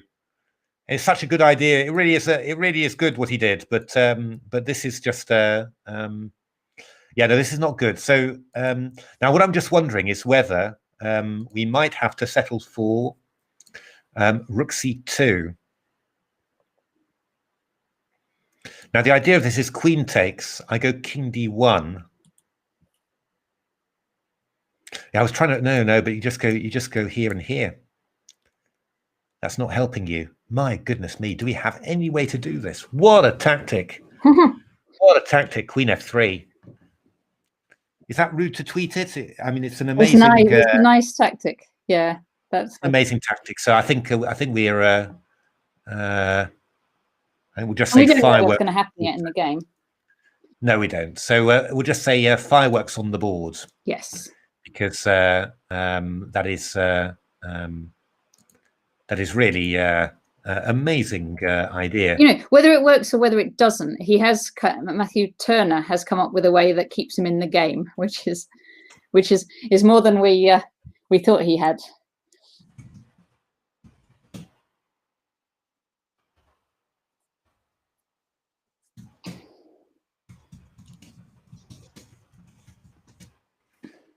My goodness me.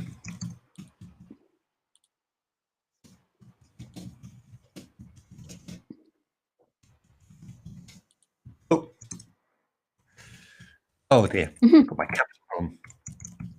I can't even type, can I? Too much excitement in the final round. Indeed.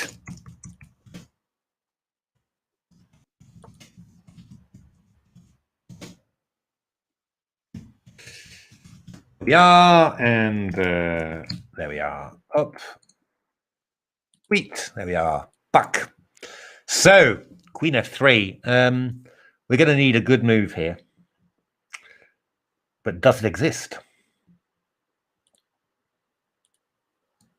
Now, one thing I like is I would like to go Rook A6, really. That would be the ideal, because I get my Rook out of attack and also protect my Queen. But Queen F2 happens. And I'm so scared here. King C3, we've got Queen E3. King D1 would be the ideal, but I just go Queen F1 check here. And if King D2, I've got this Queen D3 maneuver. Yeah. And then I'm going to take this pawn, you know, so it's just not... so I could go to C2 then. Yes. Maybe I could do it this way. Can I do it this way? Queen D3. Queen D3. I go King B2. I go Knight C4. King there, yeah. No, this is not... Well, yeah. I mean... Got a draw. Oh, no, you don't necessarily. I could do it, I suppose. Ooh. Oh, my goodness, but this is awful. Awful to calculate this. Is there... I mean, there must be a better... There must be... Oscar catches the exchange sack bug. They're all doing it today. They're all sacking these rooks. Rook takes D4. Excellent. Takes and Queen takes D4. Yeah, he'll have full compensation for that. He's got a pretty... a good position, I think, in principle. What's he?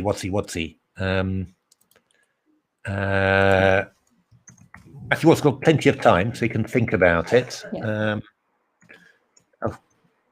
The analysis board there. Wow. A mess.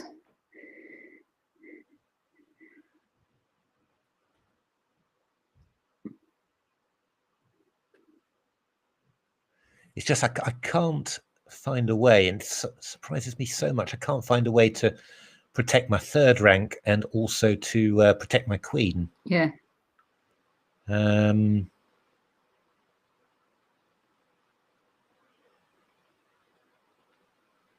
Queen. Have we looked at Queen C2? Yeah.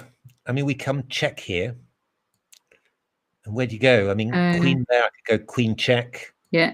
And the other way, you put the knight in. I could even just take on there and then take. I've got, my material situation's good all of a sudden, So I'm trying. It's like this bishop A3 and stuff sometimes. It gets to that. So, Wolves DB is Rook A1 is Wolves DB is saying. But then I'm going to take on C6 then simply. Yeah, and your two pieces for the rook with. I'm covering D5.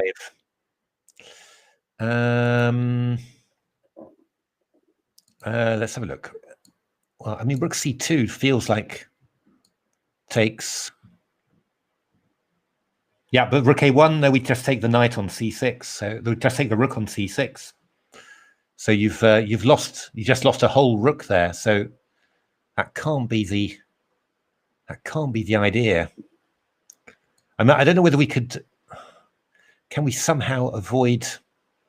I mean, here we've even got a knight d3, which looks. Oh gosh, it's almost mate, isn't it? It's mate. It's mate. So oh dear. I'm just and king c3, queen e3, king b2. I mean, you know, knight d3. I don't want to look at this. It's just so bad. Oh God. Wow. Wow. You see, you can see Matthew and I are wanting different results from this game because Matthew Turner's my club mate and Matthew Wadsworth is Matthew's club mate. Indeed. Well, no, but I was so proud of Matthew, my Matthew then, because, you know, he calculates, he goes for it, you know, concrete, all that good stuff. And it just turns out not to be. And my club mate comes up with these creative ideas and can pull out something from a situation that is looking desperate, and he does it game after game. Indeed, Declan Shafi has caught the bug as well. Oh no, another one. So how's this going to go? King a3. Everybody is sacking exchanges. How's this going to go? This is king a3, f6. Oh dear, this is an. I can never judge these positions very well. Rooks. But I think I don't. Well, certainly black's got. I wouldn't have thought black's got any problems here because this rook is a rock covering everything. So I think the rooks are going to be doing quite well here. So maybe g3. Maybe we just go rook d2 and hold it, and or rook h2 would be perfectly fine. I certainly don't think the rooks have got any problems in here. Now let's go back to Wadsy and see what we can, whether we can think of something. I had an idea actually, but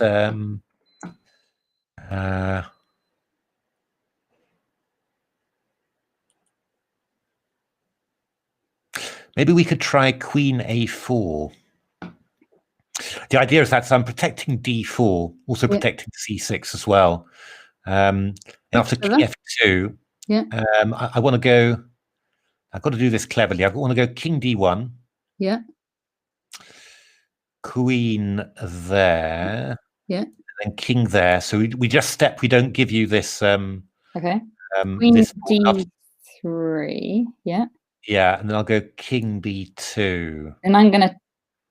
Oh, does that get me anywhere? I mean, if I take on c6. Yeah, I'm going to take there, and I was a bit nervous. Yeah, but you've got king a2, haven't you? That's what I'm covering. I am actually covering everything there, so that one seems to be all right. I mean, if you go queen e3, I go queen d5. Yeah. Which, to be honest, is a lot. Well, no, I'm going to get a queen e5 check. So that would actually be winning. So you can't actually do that. No. Now what I'm wondering about here is d4. I mean, knight c4 is quite interesting. I think. Do I have to take it? Well, I'm not. Maybe I don't even have to take it. Is that true? Could I actually just go king a2, for example? Let me see. King a2. I'm not sure. I mean, I might just go queen e3. Oh no, but then I'm taking with check. Sorry, I thought I had queen a3 mate, but queen c4. I think this is a good. I think this is decent. I think queen a4 feels like it gets the right spread of stuff. Queen f2. Yeah. And then king d1. We just stay on the light squares out of it. So what if we just go queen e3 now? Well, then I take that one, right? Oh, yes. No, I don't want you to do that. Oh, but that's not so clear actually, because of course it isn't clear because, well, I mean, there's also I do have to say there's also after king d1, there's also knight f3, which threatens mate. Threatens mates on d2. Good grief! This position. But I think here I can go queen a5 maybe, and I just cover e1 and d2, and I'm threatening queen d5. I think that would be fine. But what you could do is go queen e3, and then I go something like fe. I guess, and then I go queen d3 check, and I'm attacking this one. King c1. Oh, and then bishop h6. No, bishop h6. I've got king here, but I can go bishop a3. But then I go rook b2. Yes. And this is a bit of a question because I go queen f1 there. Yeah. And then king c2, queen e2 would be a bit awkward, probably. Yeah. In the sense of maybe even He has played rook. Oh, Bogdan has played rook takes g6 check. Bogdan? Yes. WolvesDB is Waldsman and WolvesDB are reporting on the Bogdan. No. Matthew Wadsworth has played rook g6. Oh, sorry. I'm getting confused. No, Matthew, this can't be right. This can't be right, Matthew. It can't be right. It can't be right. I mean,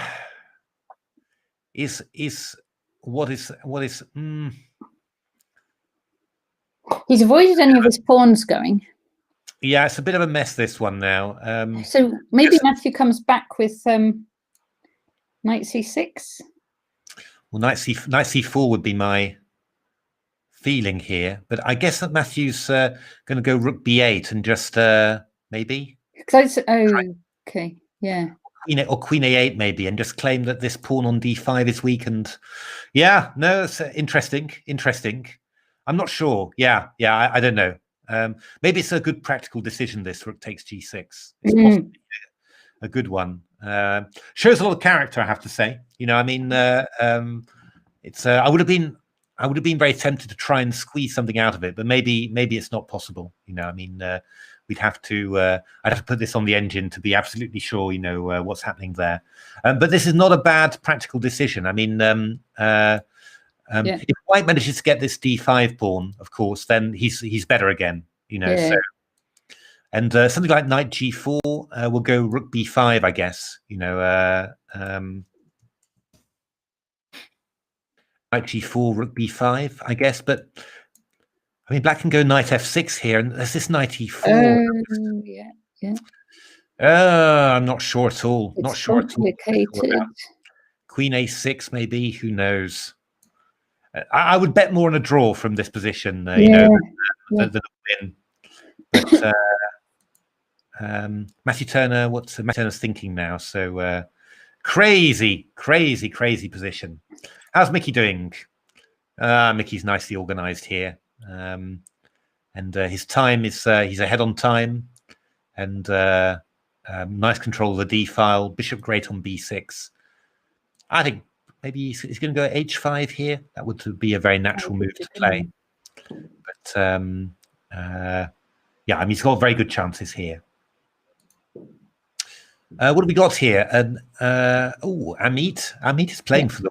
Is Ameet playing for the win here? Might well be. Yeah, of course he is. Just, I mean, there's some weak. We followed Ameet in the bullet, and what did he get? 14 out of 15 or something? Like, indeed. Yeah, he was winning every game. Yes, it's quite. This is not trivial for White, actually. Got to watch out. How are you going to defend your queenside pawns here? But I mean, this has got quite sharp. Actually, it's quite a difficult position to evaluate, really. So, wow, this one's going to go well. What is Bogdan doing here? Queen h5 and bishop g5.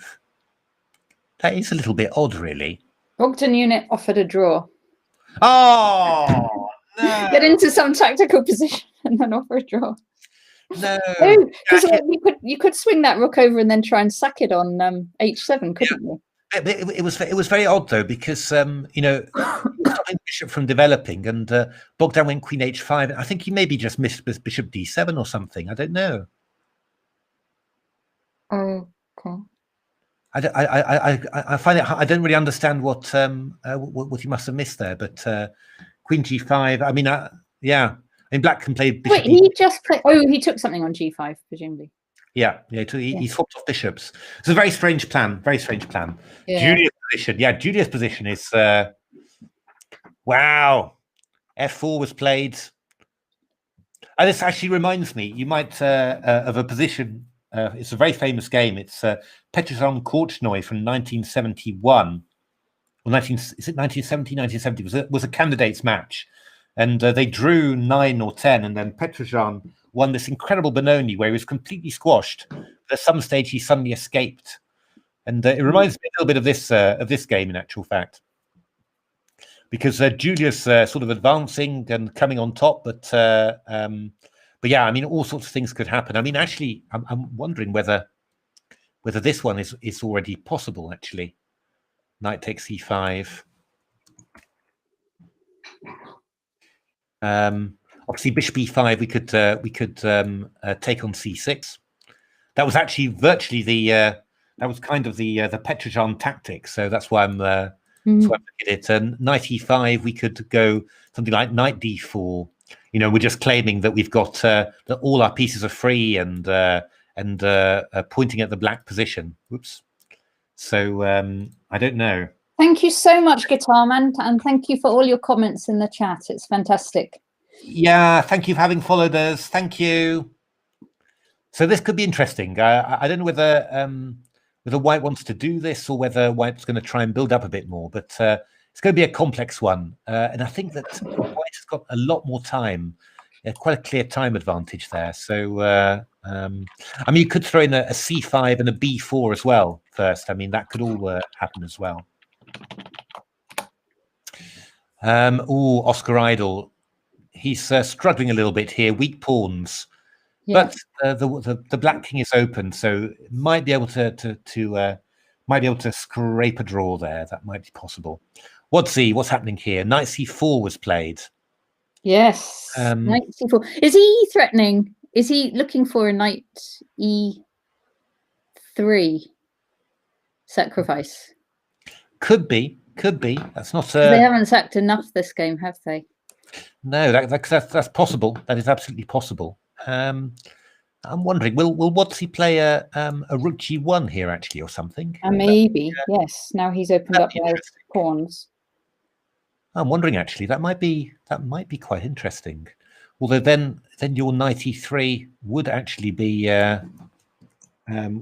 quite dangerous here. I'm thinking rook g1, knight e3. You'd have to take rook g6. Maybe go king somewhere. I don't know, f7. Yeah. Yeah, no, this would not be good for White at all. Well, although, I don't know. I don't really believe it. Queen a6. I don't think that would work in the long run. So knight c4. Yeah. I think White's got maybe White could play queen c2 here. That might be more sensible. Threatening on g6. Yeah. And if black tries to defend, either, whatever way, then the rook can check. Yeah, this might be more awkward actually. How will Matthew try and defend it? Not clear actually. If the queen goes back, then you sort of got out of it a little bit.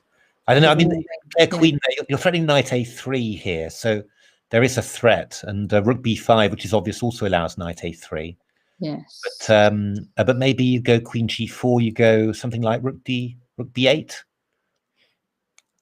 It's a very complex position. I mean, it's really would be easy for both sides to blunder here. Although I think maybe somewhat easier for Matthew to blunder than for Matthew. than Matthew. But another exchange sack, queens and pawns. Whoa. Is that an exchange sack? That seems to be just winning. So Bogdan has drawn. Bogdan has drawn. Oh, dear me. Dear me. That he had such a good position there. But he was fine, but he just didn't have to offer the draw. Well, no, I think by this time he'd messed it up a little bit. Okay. But I think he did have a really lovely position from the opening. Luck is my skill. So Daniel Fernandez going the full reverse with bishop d1. Is a4 interesting here? Might be an idea. Certainly liven things up a little bit. Takes. Takes which one? If you go a4, take on a4. You're going to take on c4. Indeed. So I would expect that you'd maybe take on here. Take on b5, yes. Takes here. Bishop c4 maybe. Then you're well organized. So maybe Another exchange sack. Jude Shearsby. Yeah, and I don't think it was an exchange sack, that one. I think that was just a You think he's lost it? no, I think he's just winning some material. I think that's the thing. No, this is not so clear. I mean, this one possible, but well, I could go rook c3. No, rook. Not sure. A4 feels like the move you should be playing, but I don't know whether it's possible. Maybe we could take on c4 first. Actually, take. And we've got this gorgeous little target here. So. Mekin Polygievsky, indeed, that was the other one. Maybe rook b7 here. I don't know. This is quite. This could be quite pleasant for black. I think Ameet's definitely. Oh, what's happened with a rock troll against checkmate a lot here? Oh, yes. I haven't looked at this one for a while. This is looking quite good for, well, quite unclear, but the key point is rook c5. I've got rook takes d8. That's the key idea, and king d8 allows knight e6. So yeah, quite. I think rock troll doing quite reasonably here. It's probably, I guess, it's probably balanced the position, but I was worrying a bit for him from the opening, so he's done a little bit better there. Oliver Stubbs against Mohammed Ayan. So white's got an extra pawn. So opposite colour bishops, but quite a bit of grinding opportunities there for white. Welsh Tiger, this is looking quite bad for black. Can't castle, and white is not a pawn up, but he's going to get his... we have queen c2, queen g5, queen g4, sorry. Oh, okay, that's good. Now I'm reckoning that rook b8 will be played. That would be my guess. I'm thinking. Yeah. Maybe queen e6 is possible then, just to try and win queen around a6. From white's point of view, at least black is going backwards. Yeah, I mean that's the big advantage there.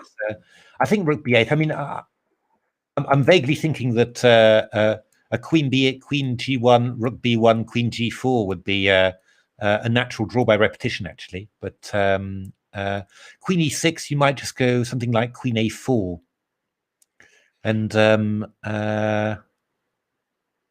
yeah, you know, white's starting to get, because if the queens come off, then only white's got winning chances there. Yeah. It's so still a very fraught position there. Yeah.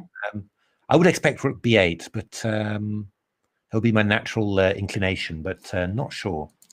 Oh, horsey chess and knight blockade have drawn. Ah. Oh, I thought white was absolutely completely winning there, actually, but yeah, okay, that's that one's drawn. Yeah, I thought after queen a3, I thought just rook f1 simply. And if white black attacks the pawn on c3, I just take on b7, you know, and takes, and white's 2 pawns up. So slightly surprising, that one, but okay. Evans went for the commentary line. Where'd he go? Harry Evans has banned. Julia Teta. Oh, he's done it. He's done it indeed. He took with a bishop on d4, but I mean that's basically the. Yeah, I mean in principle this is quite a decent way of playing. I would have preferred knight d4 though, just to try and get rid of that bishop and then move those d pawns up. But maybe white can do this anyway. Is this white's idea, just to take? And maybe actually, it's going to take. Maybe not. I don't think. I mean, well, this looks very dangerous.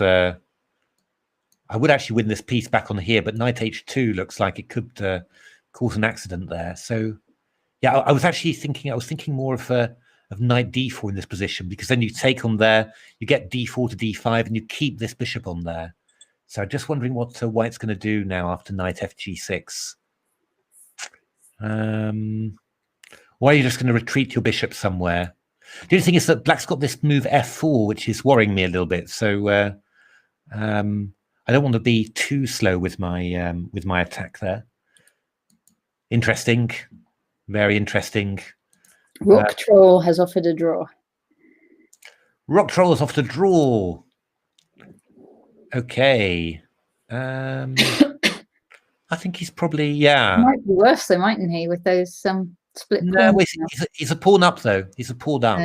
Oh, I'm guessing maybe bishop. Oh no, can't that's you just recapture with? Excuse me. It was knight c5. Okay. sorry. Knight c5 Oh, in the final position, you mean here? just Nice. now. Yeah. Yeah. This is possible. I'm guessing that. I mean, black is probably a tiny bit better here. Just minor pieces is somehow easier, but you should be able to. I mean, with white, maybe you play a move like h4 or something, and try and start hitting this pawn. That's your, if you can start stretching black by attacking that pawn, then maybe you get to the queen side as well. I don't think it should be. This is probably a touch more uncomfortable for white, but I have the feeling that in this position you should still have some, some counterplay there. Yeah. But we will see. So, yeah, I mean, white definitely under pressure here against Ameet. This pawn's very annoying because if you lose this pawn, then we get some passes there, and I mean, black's even got this rook g7 idea maybe. So and doubling up on the g file. So yeah, big. I think I would bet on Ameet to make this. To win. He's well ahead on the clock. He's got extra 20 minutes. So this is Gregor Toshek looks very, very strong now. Definitely winning at least a pawn and rook on the 7th here. So looks like that's going to be a good game. Gunslinger has is a piece up actually. Okay. Right. Well, there we are. Thank you. My mother has brought me something bubbly. So, I better sort that out. Cheers, everyone. This is. Give me 2 seconds. I will sort that out. It's the final round. Okay, I'll wait for you, and then we can do cheers. Yeah. Let me just put it somewhere where I'm not going to knock it all over my computer. I never have drink next to my computers normally. Well, apart from port and mince pies. So black's just a piece up here. So looks like that's going to be a good win. Still waiting for Harry Evans. Chess Queen, this is looking very good for Jude Shearsby now. I think unless g4 will allow rook e3 there. So looking very good there. Lots of weak pawns and weak diagonal there. Well, Mickey has won a pawn. Ooh. So still opposite colored bishops, but won a pawn now. I think I would expect Mickey to play bishop d4, to be honest, here. Move the bishop back to b6 and look at that target on f2. I do think White's going to have a lot of problems holding this against Mickey. All right. Cheers. Cheers. Cheers to the online British Chess Championships. Congratulations, everyone who was organising and playing. Indeed, and watching and commenting in the stream. Don't forget the chatters. The chatters make it all worthwhile. So cheers, everyone.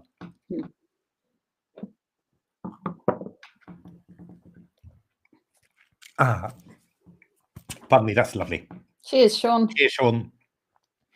Matthew Wadsworth has played rook b8 there, so thrilling game. Cheers, Waldsman.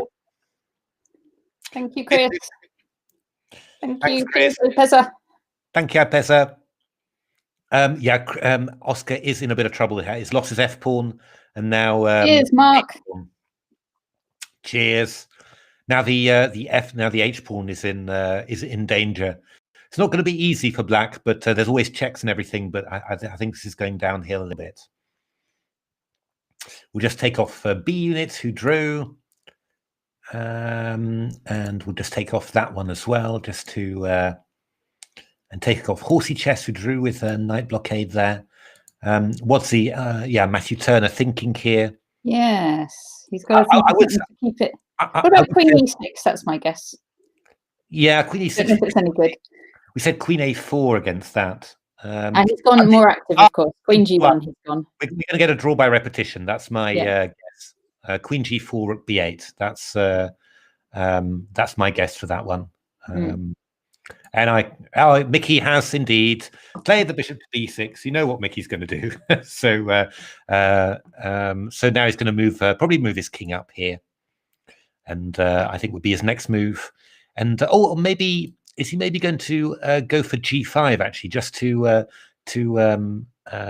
cramp down on these pieces? He might well. I wouldn't be surprised. Yeah, White's playing. Where's White playing? White going to play the bishop to B3. I'm not sure that's a good square, because I mean, it's good. B6 is good for Black because it attacks the F2 pawn, but on B3 the bishop's just restricted by here. I think he should be keeping it on the diagonal really. But now, if I was White, I would probably play H4 as well, just to try and gain a little bit of space. Pardon me, and I think that Mickey's going to play G5 now. I really do. Pardon me.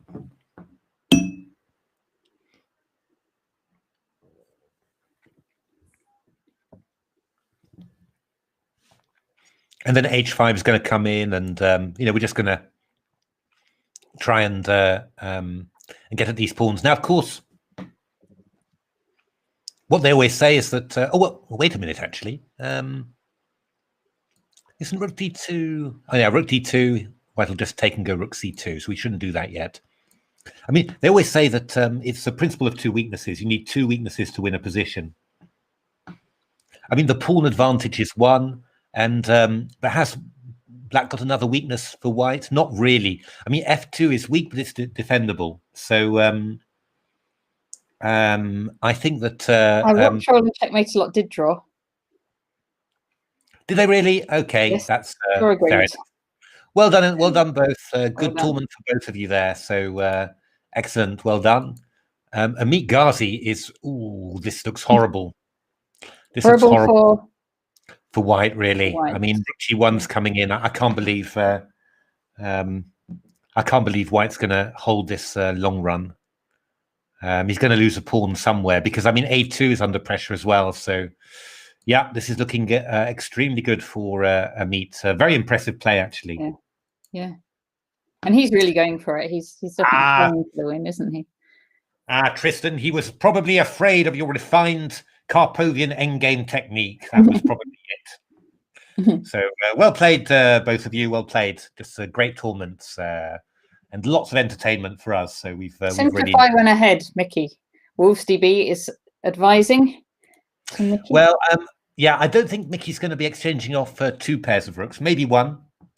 But I would expect him to go G5 and then try somehow and use his pawns to create a weakness. I mean, it's this is still quite hard to win, but I would expect Mickey to make it somehow. Maybe King's going to have to get active at some stage, and there's going to be a bit of in a standard play game it would be a long one. Rook D3, okay. I think he's actually just avoiding any sort of exchange of rooks there, and yeah, we're going to see what Mickey's plan ends up being. Wadsworth. What's happening? Queen B1 from Wadsworth. That is a good move, which I had not spotted. Okay, what happens now? Although I'm getting a no, nothing works at all. Oh, that's actually a very good move, I think. So Queen G4 now. Yeah. Wadsworth will go Queen B7. And suddenly I feel that Wadsworth is in the ascendancy again.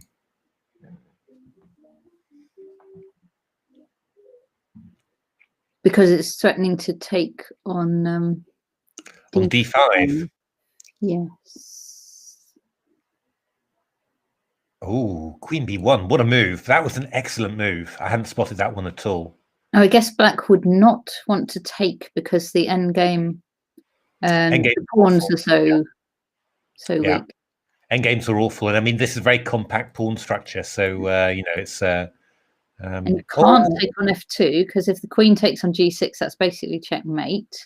So you have to just keep defending along this G file. Yeah, maybe Queen G2. Queen G2. I mean, at least you're keeping in touch with F2. Yeah. But I think we go Queen B7 then simply. Yeah. I mean, I've got a big threat, right? I mean, it's Queen E7 here. You know, it's just this is very. Ooh. And I can't go. I suppose I could go something like Queen H1 then. I mean, the nice thing for White, he's always got Queen B1 again. You know, so Yeah. I mean, this is definitely Matthew Wadsworth on top here. You know, and Matthew Turner's going to have to find something good. Maybe Queen G2. Queen G2 feels best defending both pawns. I mean, yeah, I can't believe that that this is really Queen G4, Queen B7, Queen E6. Yeah, that's possible. What I'm worried about there is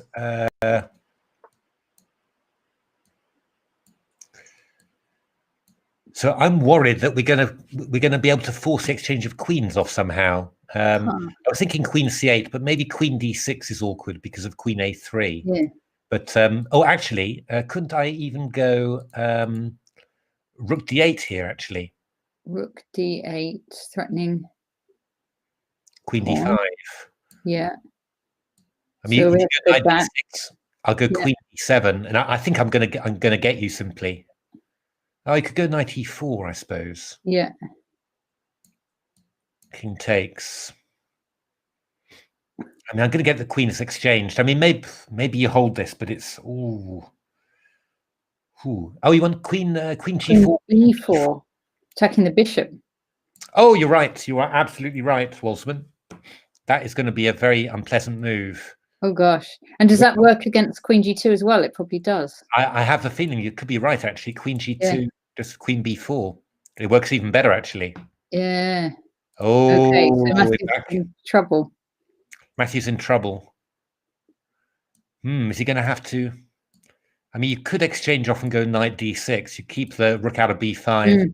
You threaten Knight E4. But I mean, in the long run, I would have thought this is always going to be very difficult for Black to hold. I mean, you know, you could play F3, 4 or stuff like that. I mean, yeah. So maybe that's it. He has to do this thing. Swap off the queen. Oh, it's happened. It's happened. Oh, gosh. Queen B4. Yeah. I think Matthew Turner must have missed Queen B4. I think That's what it was. I mean, I mated it as well. Yes. Oh, and that's it. Game Indeed. over. Game over. Well played. Well played, Matthew Wadsworth, and unlucky Matthew Turner. You created a very interesting game. Fantastic. Wonderful play.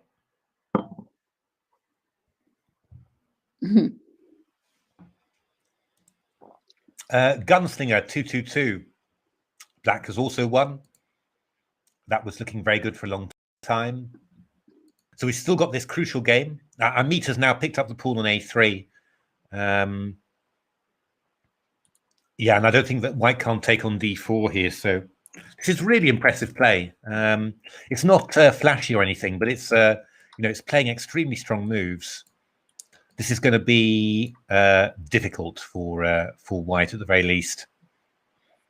I mean, you can't go to D3, you can't go to E3 because I've got Bishop C5 or Bishop C1 actually, and I guess Rook F2, Bishop C5 is just killing really.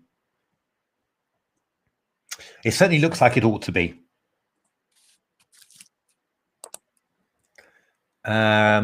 So.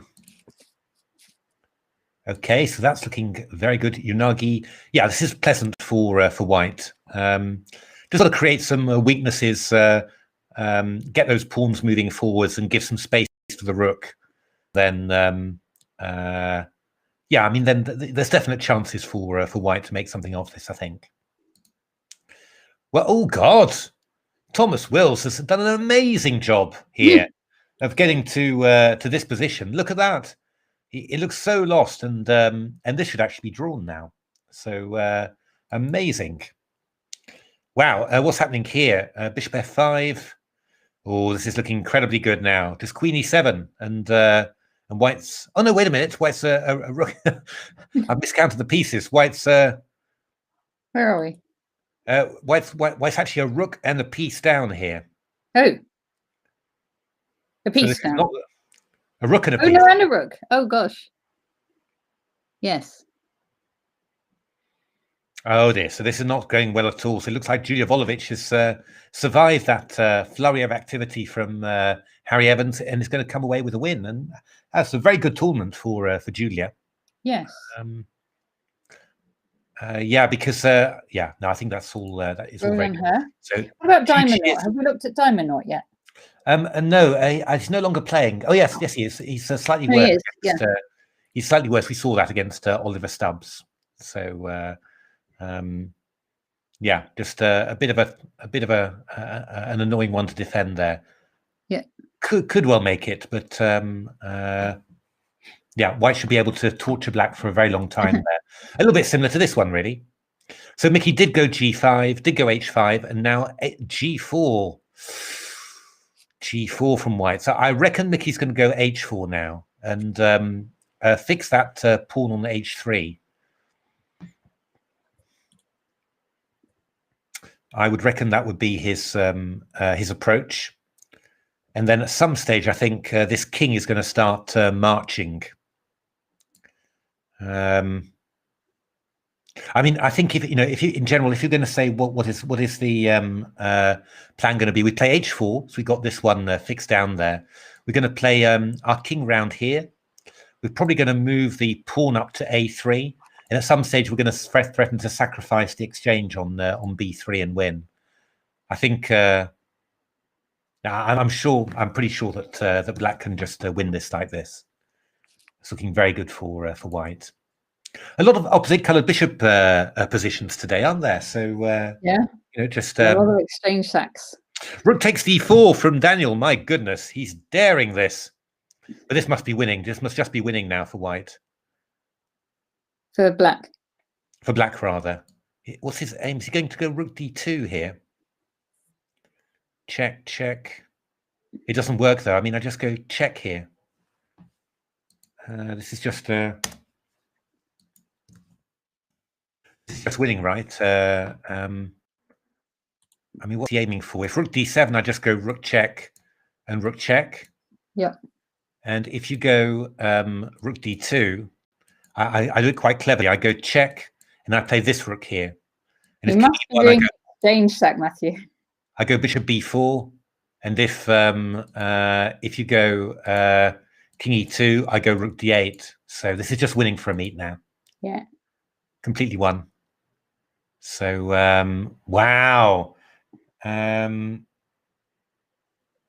it's looking like, if things go how they currently are, it's looking like Michael Adams in first and Ameet Ghasi in second. That's the way it's looking at the moment. I would reckon that Mickey will make this, and I think that yeah, and I'm definitely sure that Ameet was so yeah, and indeed an exchange sacrifice from Daniel as well. But this is hopeful. And then Matthew Wadsworth in third. It looks like. Indeed. On 6.5. Very impressive. So great move from Tom Wills. Let's have a look. Oh, what? Bishop takes c5. Wow. You've got to be confident that this position is a draw. Is this position a draw, actually? There are some of these positions that are drawn, but it could well, after a4, it might well be that this position is drawn, actually. Yeah, a6. I think this one's drawn. Mm. Is this true? Wait a minute. No, I'm not sure about a6, though. No, a6 is wrong. Surely a6 is wrong. a6 is totally wrong. You should leave the pawn on a7 because this is just losing now. I'm wondering, I do wonder whether with the pawn on a7, whether this was actually a draw. Because I don't think you can force a win, but now this is just winning, right? How do you win? Here, well, just king b6. Yeah. I just get to b6. Yeah. If you don't, if this is white to play, then I think this is a draw. But with black to play, this is just a win. Oh my goodness, that's dramatic at the end there. After such a good fight, oh Harry. So here, Julia Volovic is just a rook up here, so that should be very good. quite a fight here between. Oh my goodness! Look at Tashika Aurora. Yeah. So the idea is if Queen E5, we're going to take with a rook. If you take on F2, I take on H5. So has she? I guess that you don't want to exchange off queens, but that's actually it's a bit of a toughie to defend this one actually. Oh, there's some crazy ideas here. Yeah. Could we go? I don't think that works. I was hoping rook F2, Queen D4, Bishop F3 check here, check there, but there's nothing. There's no there's nothing at all there. You can't because if you go rook G3, they'll just go rook takes bishop. Indeed. So you've got nothing more than a draw there. What else could you do here? Takes. I mean, this is still a bit of an awkward pin. I mean, I could. No, I can't do this. I could go bishop G6, looking for bishop D3. That might be an idea. King G2, and then I go bishop D3. But it's not, this is not 100% clear. I mean, White's got a decent exchange there, sort of, and well, you'll be able to make some sort of a fight of it. So interesting. Idle player G5. This is going to be a long one, but I think Black's king is just going to be safe there. Mickey did go H4, bishop C2. So I would have thought king E7 now, simply. That would be my... oh, he's gone rook D4, rather. But I think the king's going to try and come around here, just... and at some stage, this pawn's going to start moving up all the way to A3.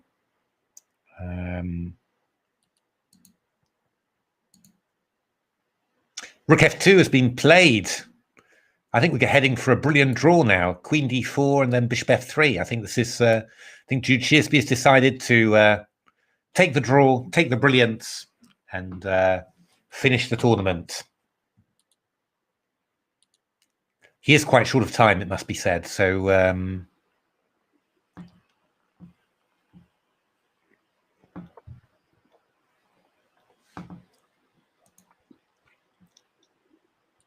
Oh, Ameet is just torturing Daniel here. Not yet taking the exchange. Maybe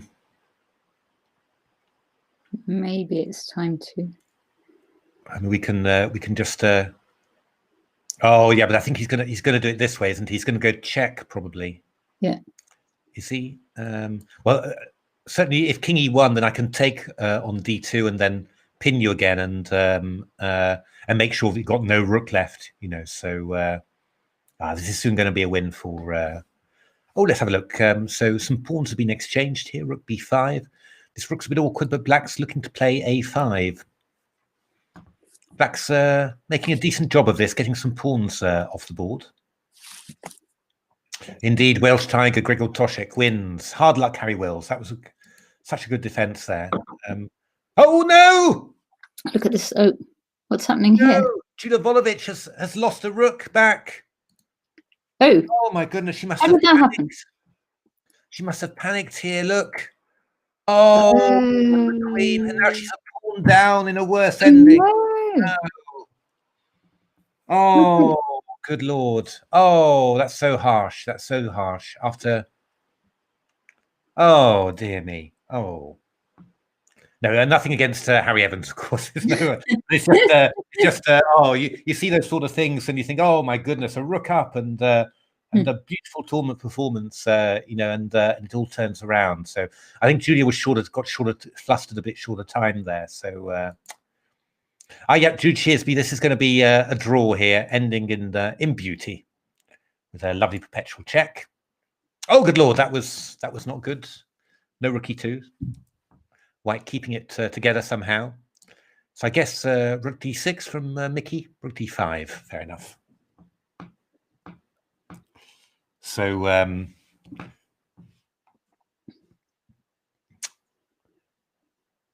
yeah, I mean, White is, this is defensible for White in principle, but yeah, I mean, not very pleasant to do. I mean, Mickey's looking probably for this f4 square, which would be a very nice one, but yeah. I was going to guess that, but I was too slow. Yeah. So I mean, White could try rook e4, but then we take on f2. That's 2 pawns. That might well be defensible, I think, because pawns all on one side of the board. Yeah, that will be defensible, I think. So I think if White's just a bit brave and plays rook e4, I think that one's kind of okay. You wouldn't have to take though, would you? I mean, you could go rook d3 if you wanted to. No, that's right. I mean, you certainly don't have to take. Oh, actually, now that you mention it, rook e4, rook d3 is horrible, actually, because rook d3, yeah, rook e4. Kind of king g2, really, doesn't it? Otherwise, the h pawn. And then we go rook d2 and we win this one. So yeah, so black is actually going to get rook d4 okay, that's quite pleasant to get in rook f4 because you're really tying everything down. That should then free a little bit of room for the king to start coming in there, because f4 is a wonderful square. It defends f7, which is black's only weak point, and attacks f2. So yeah, it's tough, this position. Very easy to make a mistake here. Probably king g2 would be best, but so black edging forward here against the idle player. A draw for Jude Shearsby. Indeed, Welsh Tiger won that. Still left with we got 5 games, I think. Yeah. So Ameet Ghasi thinking here, got plenty of time against Daniel Fernandez to find the exact win.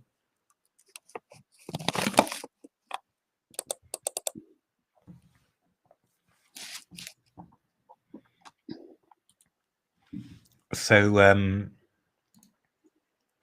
we'll now get White offering the exchange of rooks. Yeah, I mean, he could be the sort of situation where you create a lot of passed pawns at a great difference taking it. So I would suspect this one is drawn, but I'm not 100% sure. I think it is very difficult for White to create a passed pawn on the king side here. If we do something like bishop d5, so I think this one's just going to be drawn. Hasban, oh, this is so terrible, this one. Bishop c4. Oh, okay, Mickey didn't put the rook on f4. I'm surprised about that. Ah, he's on this rook d3. Rook d3. But he can't come into.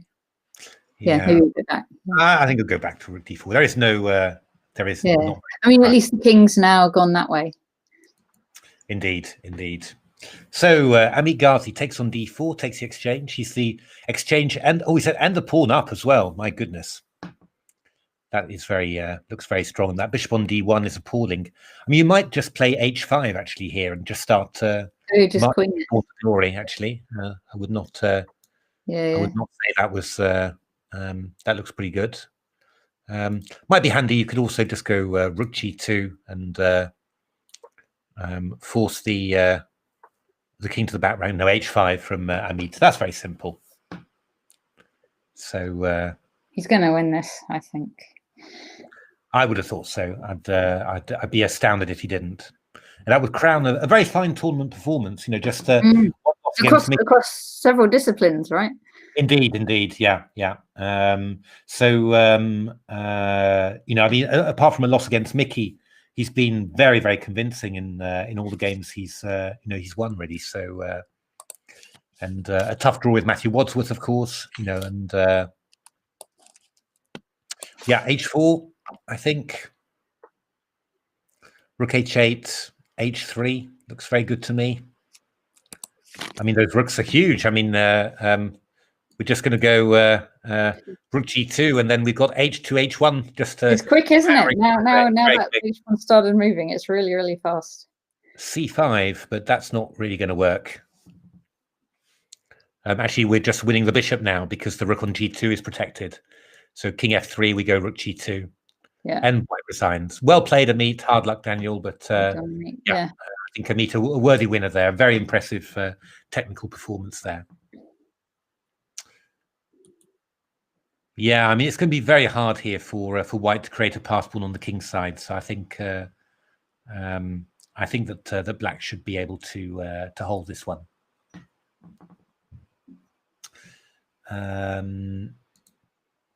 So here, Harry Evans. Oh, whoa! Well, what's happened there? So black exchanging off minor pieces, maybe. Oh, yes. Bishop for knight. Oh, bishop b4. If you didn't, yeah, bishop b4, I suppose is going to happen. Is the knight? Is that good? Well, I don't know. I'm not 100% sure whether that's good or bad for either side, but oh, knight takes e5. Okay, bishop b4 maybe, but So, all right, how is this? I mean, my instinct is this is fairly drawish. no, I think this is losing for. No. I think this is losing. I think we just go king f3 and we'll go king e4. I mean, we got this pawn on this square, really, you know, so it's an easy target, and I think, you know, whilst black is getting rid of these pawns, you'll just come and win this one, and you'll be in time. I think king e4, and you're doing very well here, I think. So yeah, poor Oscar is I think going to go down on that one. So Mickey, I started to move his a pawn up. That one's definitely aiming to come to a3. This one and this one is, I think, just going to be a draw pretty soon. So let's we'll stay with Mickey. I think that's the only one that's really very fraught there. Rook d4. So maybe he's going to come back round to f4 now. Yeah, I think he's also supporting a4 here. Now, it's a question whether white should actually play a4 here, maybe. I would be tempted for white to do this. And then put the bishop on b5.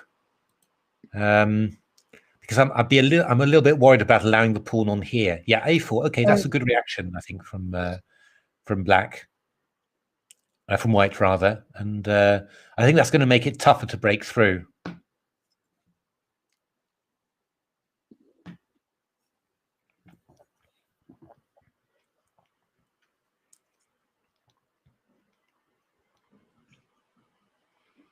Maybe he should bring his king in rather than his rook.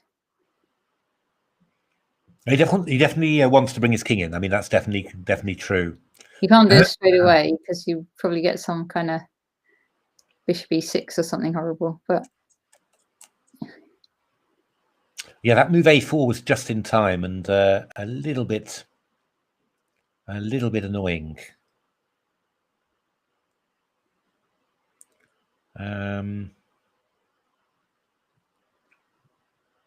Mickey may be regretting allowing white to play a4 there. Maybe he could have gone rook a3 here and just stop that. It's possible. Not clear, but that I think this definitely helps white on the way to holding the draw there. But do you think it's now a draw? I still fancy Mickey's chances to win. No, I mean, I still fancy Mickey's chances, of course. But I think that this is, you know, just objectively, this is a good. Okay, Mickey going f5 now. Right. Okay. So I think rook d2.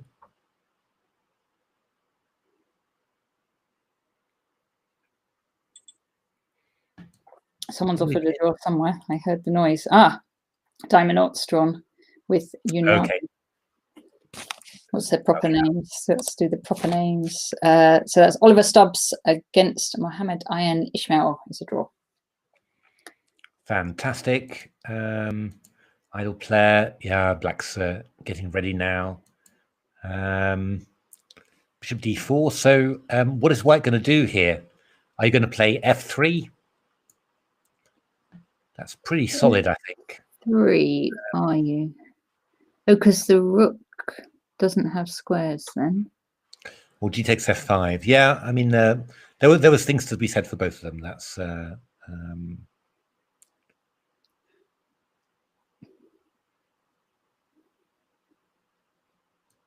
I'm wondering where is I guess the king's going to come round here and try and make some noise there. F3, yeah, I think F3 is decent. Just making G4 very difficult and making sure that a lot of pawns get exchanged. And because at the moment, if Mickey were to draw, then he'd be equal first with Ameet. That's right, isn't it? Yeah. He needs to win to clearly win the tournament.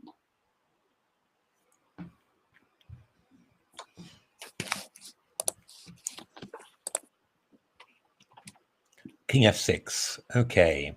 I'm just conscious we keep saying Mickey, but he's playing against Tamne Chopra, who also I think has had a very good tournament. Indeed. He's played a lot of the top players.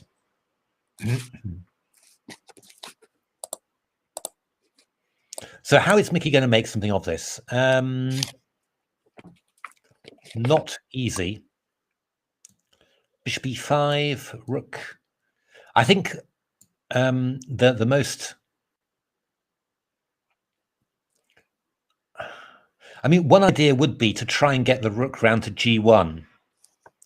Give a g1 check, then put the rook to g3. I think if you can get that, then that might actually be an idea. So probably I think bishop e5 is going to be the next plan, followed by rook b4 to b1, and then afterwards we're going to try and... the problem is that the kings can get checked an awful lot. That's that is a little bit unfortunate. Yeah.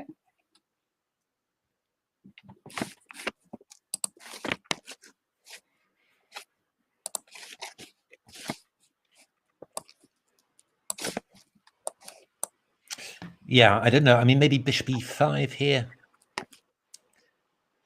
How are we going to do this?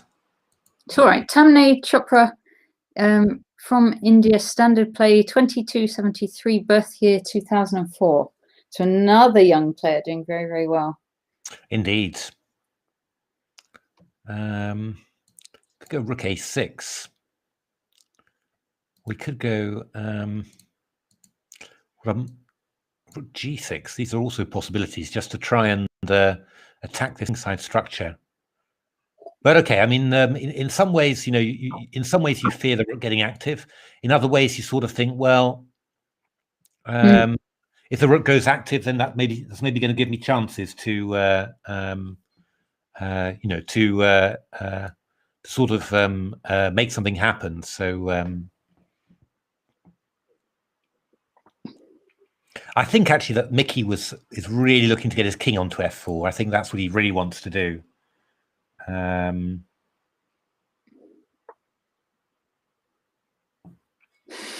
Christian's having a rage, a fit of rage during his game.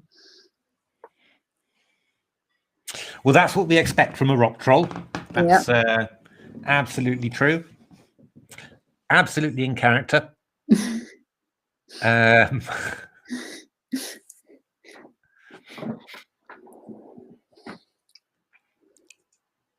He disconnected in the middle of the game, but you didn't notice. Yeah.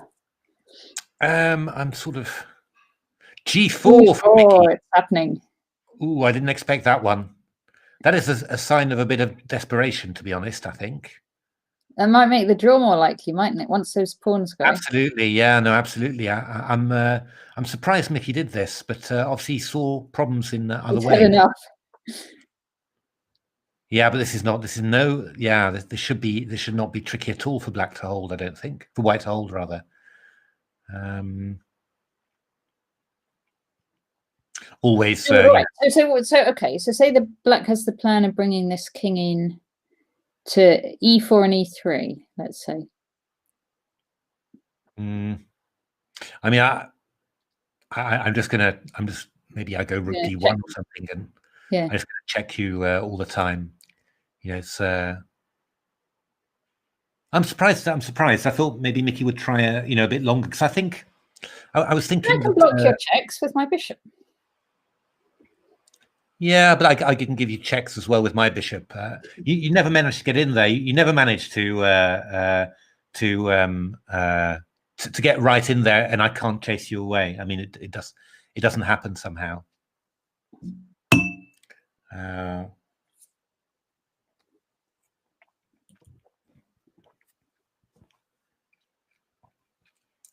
Oh, Julia has now lost that game. Oh, Julia. Hard luck, Julia. Well played, Harry. That's but Oscar's still going, still keeping a titanic fight I from can't Oscar. tell which colour's going which direction now. That it's all over the place. Black's going that way. So the H pawn is very close to queening there. Yeah. Last 2 games actually, these. Yeah. So yeah, I'm expecting Rook D1 from White, and I can't really see how Black is really going to make progress here. I mean, it can always happen, but I did think that I thought you could maybe try some other stuff before doing this, but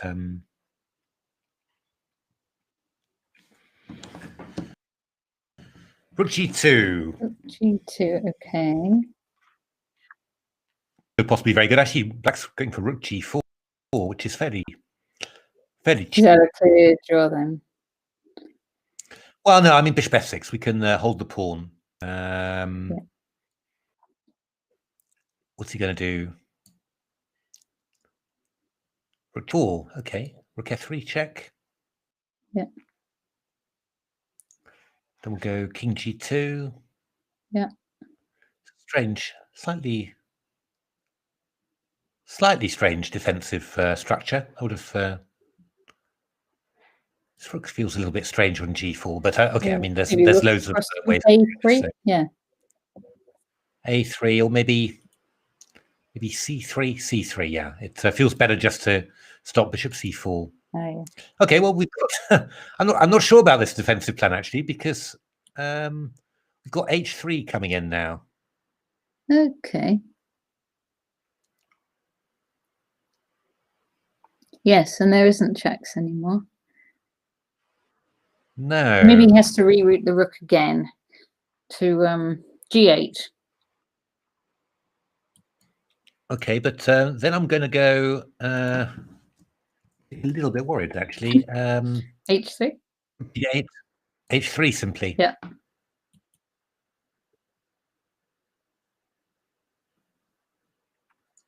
No chance of winning, says it says Wilson. Even if Black sacks the exchange, the theme of the night, all White needs to do is sack back. Wrong bishop and rook spawn. Tis the wrong rook spawn. That's true. Well, we got 2 rook spawns. Yeah. Well, no, we've got 2 rook spawns, so we're going to try and win the bishop. As long as we get the right one. Yeah, and I mean, if Black gets rook and bishop versus rook, I mean, this is at this time control, it's virtually a win, you know. So I wonder how many rook and bishops against rook Mickey's had in his life. It must be quite a few. Yeah, I don't know actually. I don't know. I can't remember. I can't remember seeing one. Put it that way. I've never had so much chance because he is only 16. He's probably still had a few. Indeed, but he's getting very short of time here. I think he's a bit shocked by what happened. Rook G6. This is a decent move because it connects up with Bishop C6. I think Mickey's going to play H3 check quickly. Yes, I think that's the one. And this is not easy.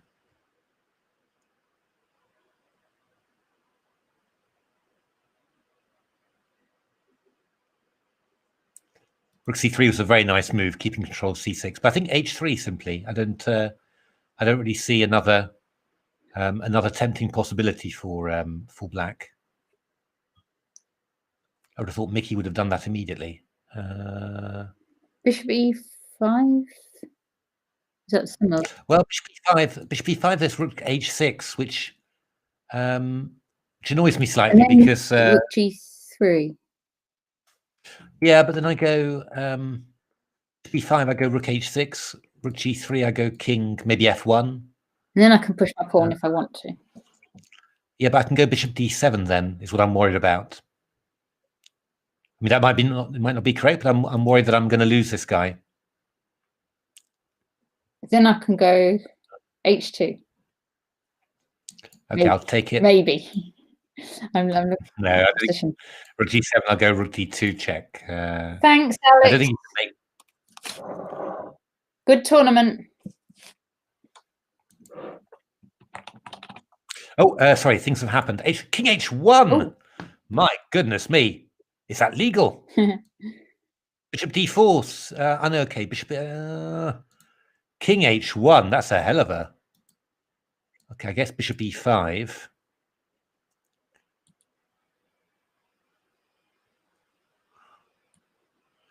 God, that's a frightening proposition to go there. It might be all right. Yeah. Might be all right. Now it is really tempting to bring the king in. Yeah, I mean, I guess this is probably drawn, but I mean, it's yeah. It remains worrying. Must be. It's pretty hard maybe to play though. Well, actually, we've got to work. We've got to be very careful here because h2 is the threat, followed by rook c1. Actually, that's a huge threat. That's a massive threat. Okay, rook g. Whoa! Rook g1. Oh. Now h2 looks tempting. And then you check. Yeah, this is clever. This is clever. This is not a stupid defense at all. This. Sure. So just White's saying that he can survive here by putting the rook on the back rank. Yeah. Wow. Well, we could set up so that we have our rook on the 7th and our king on kind of f3, g3, something, and then try and put our bishop on d4, maybe. Yeah, I don't think you're going to manage to get that. I'm kind of thinking of an exchange sacrifice at some stage, but of course there will be an exchange sacrifice. We know that. But then we're into Waldsman's scenario that the rook will sacrifice itself for that pawn. So probably the only realistic way of trying to do anything is to bring the king over to the king's side, but tricky. That's a very good defense. I hadn't anticipated being able to go for the full passive like that and surviving. Bishop f4. So yeah, I mean, Mickey's going to try and slowly bring that king across. Rook e1. That's a decent move. Maybe we go bishop g3 now, something like that.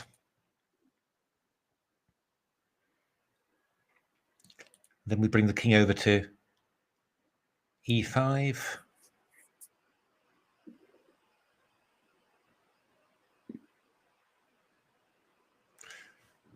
Yeah. Bishop g3 indeed. So I guess maybe rook f1. I'm not sure which. Rook d1, fair enough. King e5 then.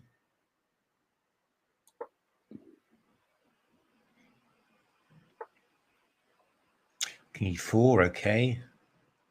Bishop d7, okay, and then we're going to play, I guess, something like bishop f somewhere, or bishop c7 maybe, something like this, just to give your king that route into g3. Mm-hmm. But it's going to be a toughie to make this one happen. West defended very, very well here, because I really did think that that Mickey would make this, and White's got pretty close now to holding it. I mean, if you swap off rooks, that's going to be a draw, right? That's an absolute draw. With opposite bishops like that. Yeah, I even take the a pawn off. That's still a draw. So Black has to keep the rooks on. Bishop c7. Okay, that's what Mickey did. So he's going to try and. I mean, I think we're going to see. You really want to try and have maybe the bishop to b6 and get the king to g3. So king f4 is going to happen now. That's the obvious place to put the king. Now, I guess that white's going to keep on checking. So we're going to get rook f1 check, rook g1 check. So I think rook f1 check's going to happen. And then the king will come to g3. We'll go rook g1 check. Oh, and then are we coming into f2? Maybe. But I'll just go rook d1 afterwards. And the question is whether have you really achieved something by doing that? Yeah. But I guess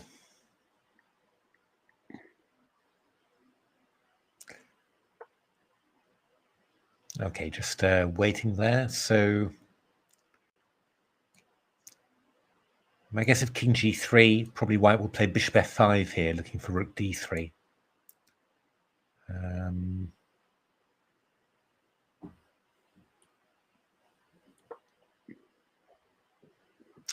To be honest, I would really want to check that that rook away, really. That king away rather, and king f2, rook somewhere again. King g5, okay. Didn't just So you're going to h4 maybe. Oh, rook g1 check. That's yeah. If you go to h4, then well, you could go rook g4 and then rook back to g1. That's possible. I'm guessing that Mickey really does want to play rook d3 actually, because this bishop d7, it's a good it's a good square on to cover a4 and attack h3. So could you go, I'm pretty sure. Oh, sorry. Bishop g3 at some point. Bishop takes h3 then. Yeah, I think Mickey's looking to tempt this actually. Rook g4, go to h5. Yeah. And then if rook g1, he might go rook d3 and just try and nudge this bishop away from d7. I think he might be trying to do that. Yeah. Okay, that's happened. King h5 now from Mickey. Rook g1, and now I'm expecting rook d3. I'm going to see whether my Grandmaster division is the same as Mickey's.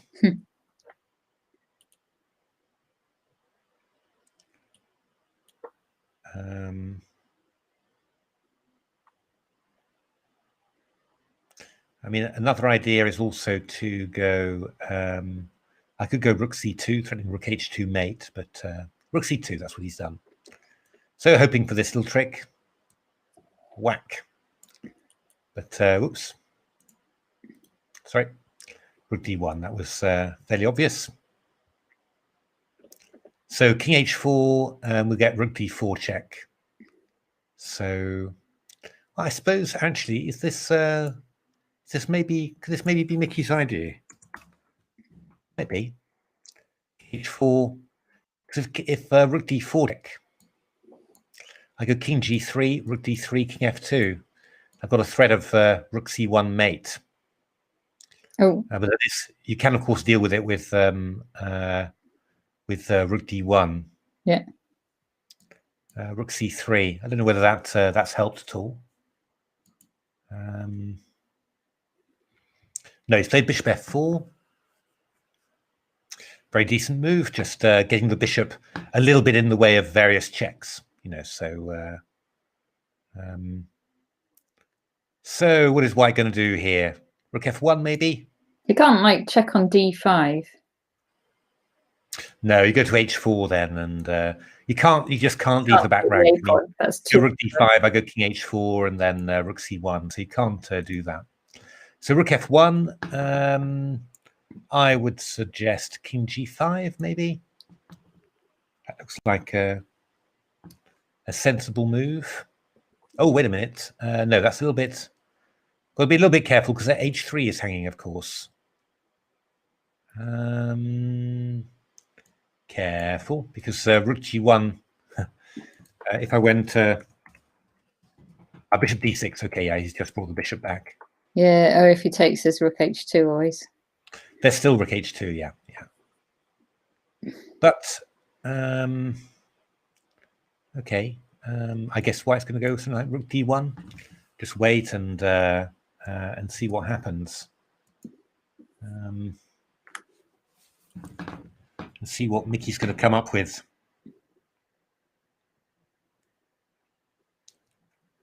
King g1. Wow. Okay.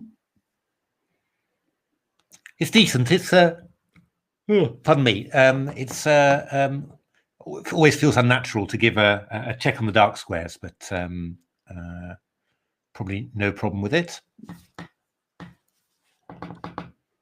Yeah, I was expecting this. So bishop b6, the king's going to go to h1 again, and then king h4, I think, from Mickey, because at least you can claim that rook d4 is possible. White offered a draw just then, and Mickey declined. Ah, come on. You're not going to get a draw from Mickey here. It's really, yeah, that's really very odd. I think White wants a draw. White definitely wants a draw. So I think bishop e3 is the next idea, followed by king g3, which is surprisingly awkward. So White's got to find something against that. That is not obvious. Rook b1. Okay, well, I would think that Mickey will go bishop e3 now, just covering those third-rank checks. Come on, Mickey, bishop e3 quickly. That's what you need to do. Bishop e3. He's got lots of time. He's Yeah, like no, but 7 minutes up on the clock. pressure on the opponent. That's what you need. You need to, if you're going to play a nasty move, you've got to play it quickly.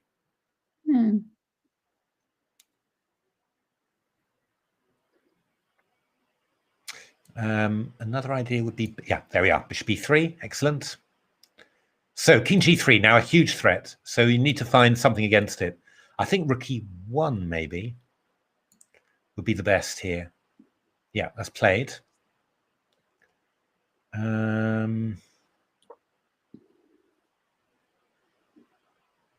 Well, yeah, so bishop f2, I can go rook d1, I think. Oops. F2, I can go rook d1. And king g3, I've got rook d3. That's the annoying thing. So rook d1, and there we're sort of keeping. So I'm wondering whether rook c3 is interesting for black here. Ah, he's played it. Okay, rook c3. Just trying to bring the king into g3. Yeah. So, White's got to make some decisions here. Yeah, this one's not so easy, is it? Oh, it's never easy. Never easy. I mean, in principle, it really is dead drawn, but king h2 is maybe interesting, but it's very nerve-wracking to give black check tempos. You know, I mean, that's I'm thinking that it's probably the best because White's pieces are quite well placed. So he's gone rook d1. And king g3 now. Okay, so is White intending something like bishop f5? Is this the idea? I don't know, actually, no. This is a bit worrying. I mean, rook c2 is the threat, which is winning immediately. Bishop f5 to stop it. Okay, this is getting really fraught now. Rook a3, maybe. Rook a3 is indeed an interesting move. Bishop d7, there's rook a2.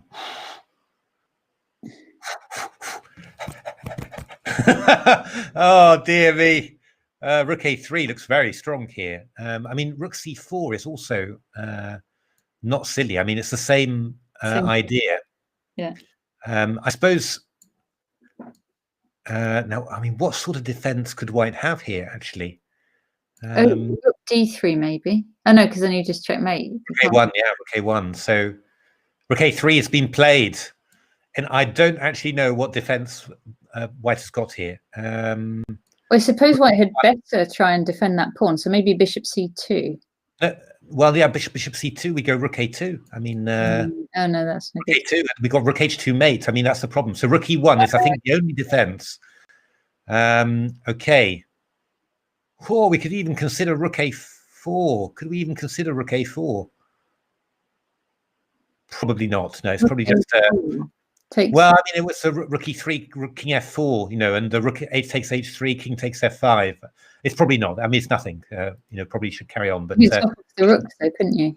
even these things are getting good. But if we just go bishop f2 here. If we just go bishop f2, we're just picking up this. Are we picking up this a pawn? We'll go rook d1 then. We'll go rook d1 and rook a4. We've got rook d3. Whoa! How about king f2?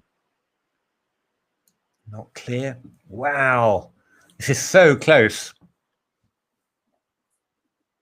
So amazingly close. He's gone bishop f4. Bishop f4. Rook g1. That feels like it was a good move. King f2. And now I guess bishop d7. Yeah, okay, but do we have h2 or something, or rook d3 simply? Or I'm wondering about h2. The idea would be here I come king e3, and I'm just threatening rook a1, which is going to win. So you have to go rook b1 somewhere, rook d1. And would I have rook g3? No, he went rook d3. That's a decent move, just hitting the bishop. Where's he going to go? He's got to decide now. Am I going to attack the h pawn, or am I going to defend my a pawn? He's gone. Ooh, I was thinking the other one. I was thinking bishop f5 was better. Bishop e5, rook d2. Right. Oh dear me. Rook f1 maybe. Check. King g3, and I can go rook g1. No, then I go king to h4. Oh, maybe I can do it. King g3, rook g1, king h4. Played because you don't have this rook g4 anymore. Threatening rook h2 mate. So I guess something like rook f1 would be possible now. Yeah, okay. Rook h2, rook g2. Actually, come to think of it, could we just come here now? This is very close now. Rook h2, king g1. We're going rook h2, king g3, king g3 maybe straight away. Rook f4. We've got rook g2. So I'm threatening just bishop e3 check. So you've got to go rook e1. Yeah. And then oh, and then. Rook, yeah. Maybe rook d2. It's close. It's not yet winning. But it's so close. Oh, bishop e5. Mickey's just waiting. Yeah, I mean, actually, there's a lot of bishop. You want to put the bishop on this diagonal with your king on g3, but you don't want rook takes e3 to be a check. I mean, there's a few lines like that. So rook f3. Going for a third rank defense. I think king g4 is going to follow here. King g4, I think. And you're going to have to go back to... rook d1. Okay. Yeah. Check. Rook d2. I'm just repeating the move there. Okay. The king g4 here. Oh, and king g4 quickly. Oh, very nice, Mickey. Give the guy some hope and then dash it. So rook f1, I think, is probably... I mean, that would be the rook d3. What can you do then?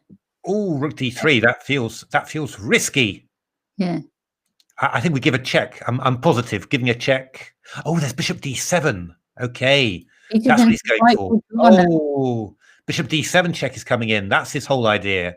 Okay. Oh, Mickey, did you miss this? Rook h2, king there. I'm definitely sure rook g4 is what you need to do. Rook g2. Check again. Rook g2 check. We're going to go king h1. How are we going to stop this bishop d7? Oh my goodness. Mickey was so close. He was so close to the win there. And I'm wondering now whether it's still possible. To move our king. Yeah, but we're going to get bishop d7 in. This is the problem. And bishop g3, we've got rook d4. We can do it still. Well, no, I don't think. Oh, I don't know. I don't know. Maybe bishop h3 is even drawing this. Here takes king g2. Bishop e5, rook e4. Oh, yeah, we can. I don't know. This is just random lines, really. Maybe it's okay, but this is right on the limit now because I mean, bishop d7 is coming in, so it might. This might all be drawn now. Oh, Mickey was so close. You really thought, yeah, he's got to do this, but I think bishop d7 check now. We'll go king f4, though. We'll go king f4. That's probably the best way to do it. We'll go king f4 and all these checks. Yeah, we go rook h2 and pick up the bishop. Indeed. So takes, we got rook h2 check. Okay, so I think Mickey's still in the still fighting for the win here. Yeah. So maybe we go. Yeah, no, I think he's still got his formation. That was a bit fraught, but I think he's still got a chance here. By the way, what's the 50 move rule? It's at move 122. So got another 17 moves here. Oscar Idle possibly holding. My goodness me. Oh, that does look a lot more promising, I have to say. My goodness me. Wow. Well fought, Oscar, in any case. That's really... So White thinking here, ticking his seconds, ticking down, trying to work out how to deal with this. Will White be tempted at some stage to go for a rook and bishop versus rook? That's the interesting part. Well, that's what we want to see.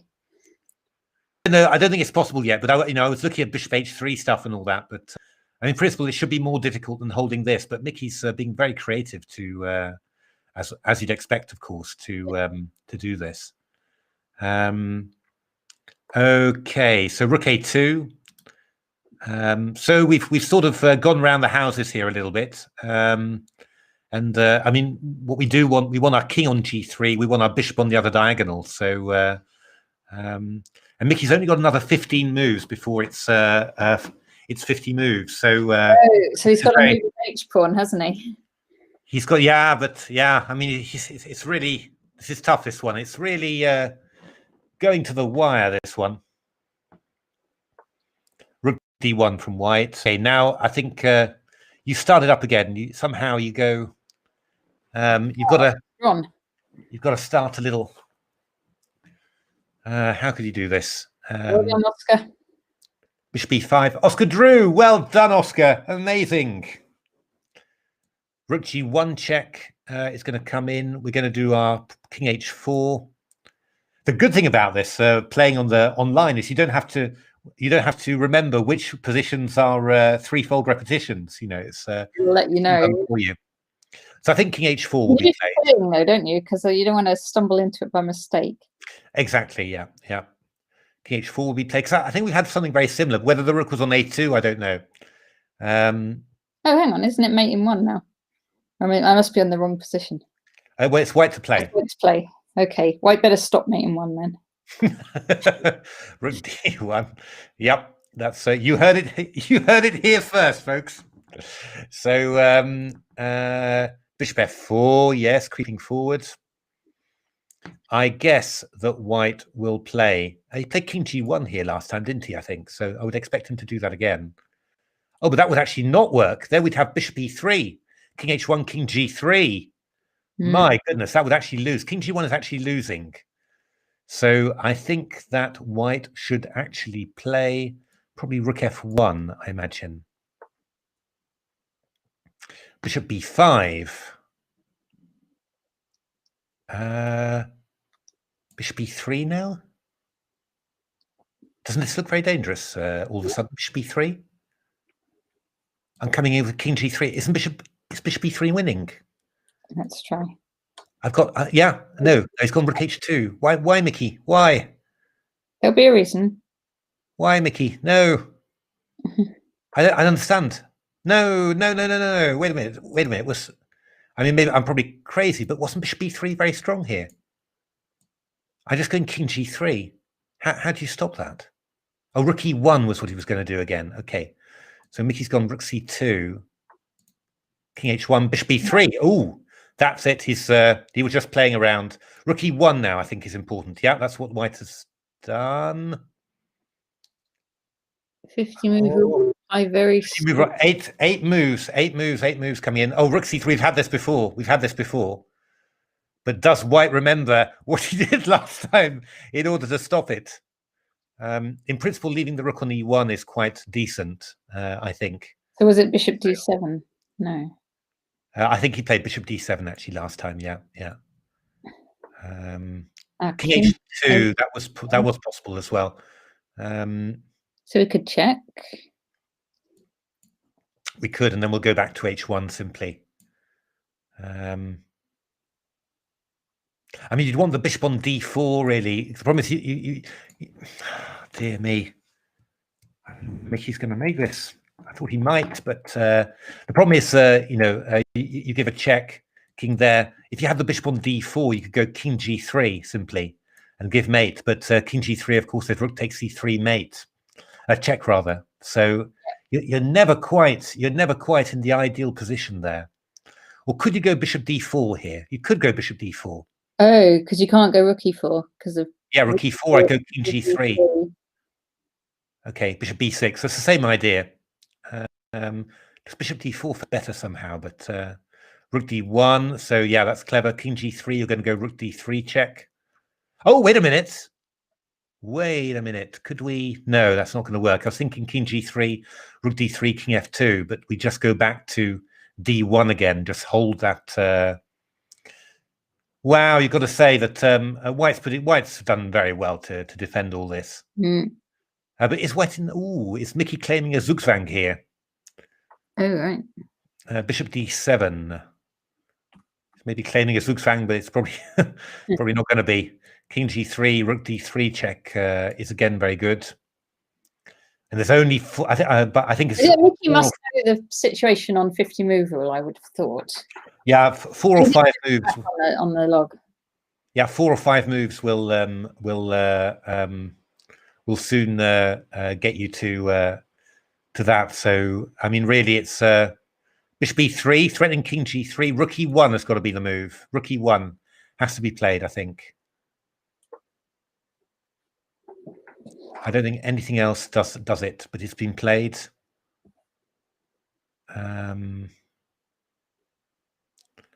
Bishop away, just rook d1 again. I don't know how you can make progress here. Bishop d2. A rather unusual move there. Just trying to confuse, I think. I think rook d1 is what I would do there. No worrying about anything unusual there.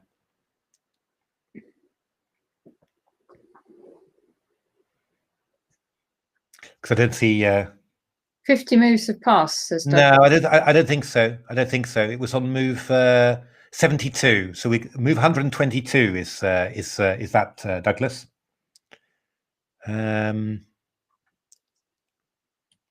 Somebody saying mouse slips can still happen, not a draw just yet. That is indeed true.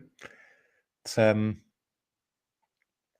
remember that I think Romain Edouard once described that he was grinding with rook and bishop versus rook, and then unfortunately had to end up defending rook and bishop, rook versus bishop. Yeah, after he gave his rook away. So no, Douglas, it's move 122 is move 50. So nearly there. 3 more moves. Not there yet.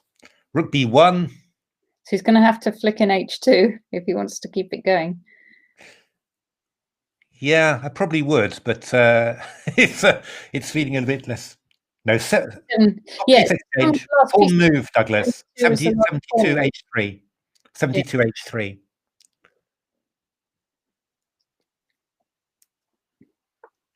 Bishop f4. Yeah, rook d1, I guess, is the one. Or rook f1. Rook f1. Getting nervous, but I don't think there's any reason for it.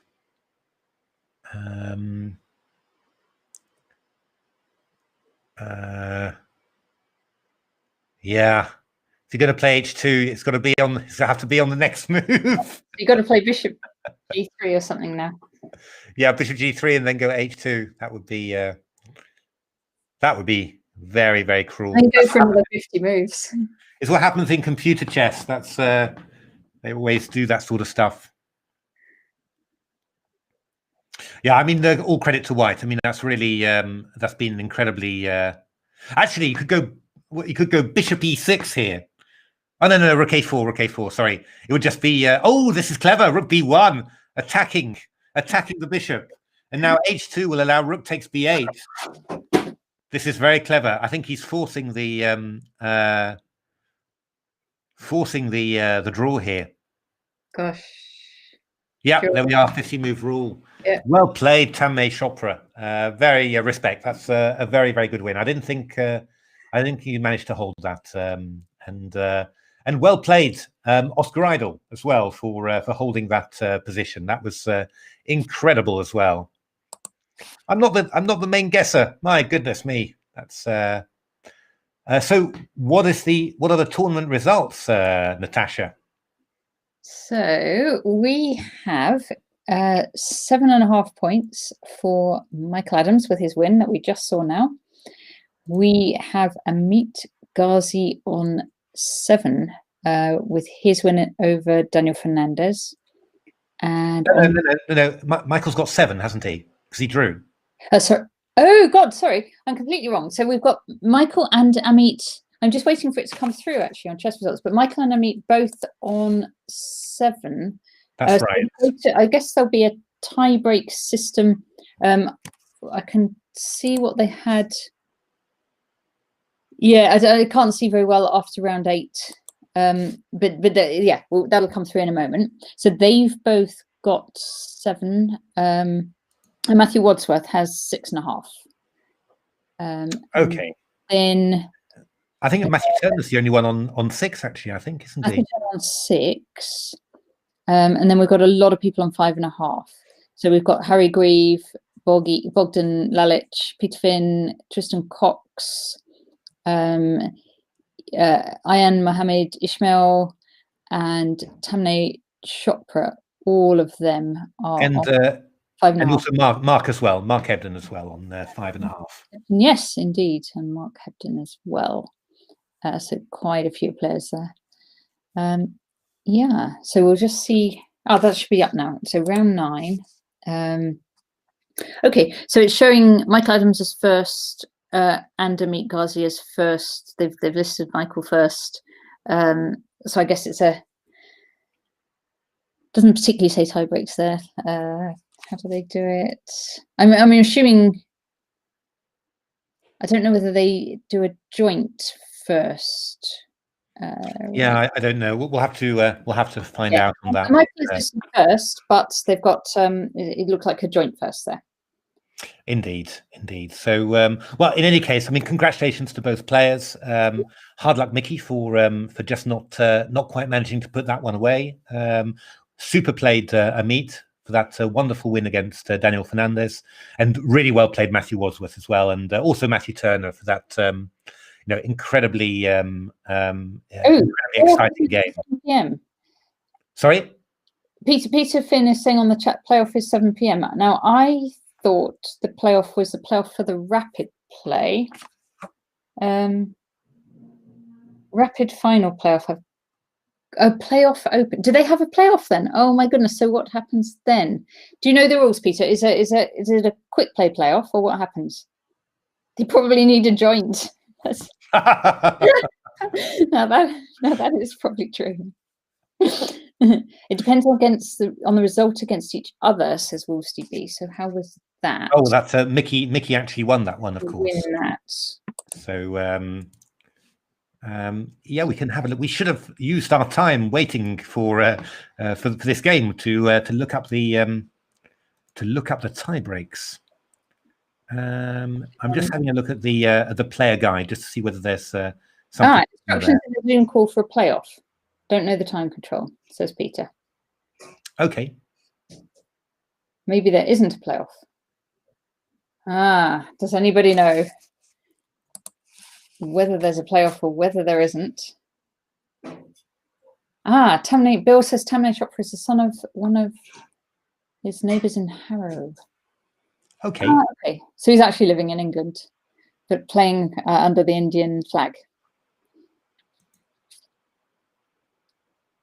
That's interesting.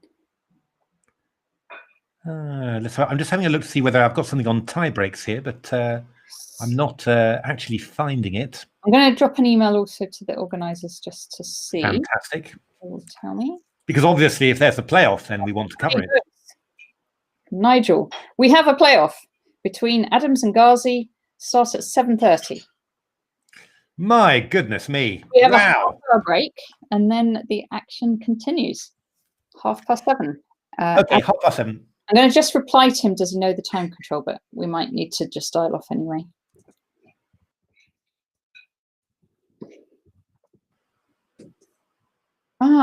And Tamnay was the under-21 champion last year. Well, he's well under 21, isn't he? So that's fantastic. Right. What's the time control? Is my question. Let's say hi, Nigel. Okay. So yes, action resuming at 7:30. GCSE year. Gosh. I've just understood Bill's comment because he's saying that Tamnay Chopra has been there for a couple of years. It's I was wondering whether he said, in the stream, it feels like I've been here for a couple of years. I was thinking about that somehow, but yeah. Okay. So maybe we dial off and dial back on again just before 7:30. I've played Tamnay in a small tournament before. Oh, did you? His father, Rajiv Chopra. Which? Is it the? Yeah. Let's see. Well, congratulations anyway. I mean, it was a great defensive performance there. So it must be. Tamnay has played absolutely fantastically this tournament. Yeah, you can be really proud. It's yes, Walsman. We will be there. I'm Blitz. Okay. It's yes, Walsman. We will be there. So it's 7:30 for the playoff. We're going to have a quick spot to eat. Yes. Get full tanked up with coffee and chocolate biscuits, and then we are going to well, it's going to be an amazing thing.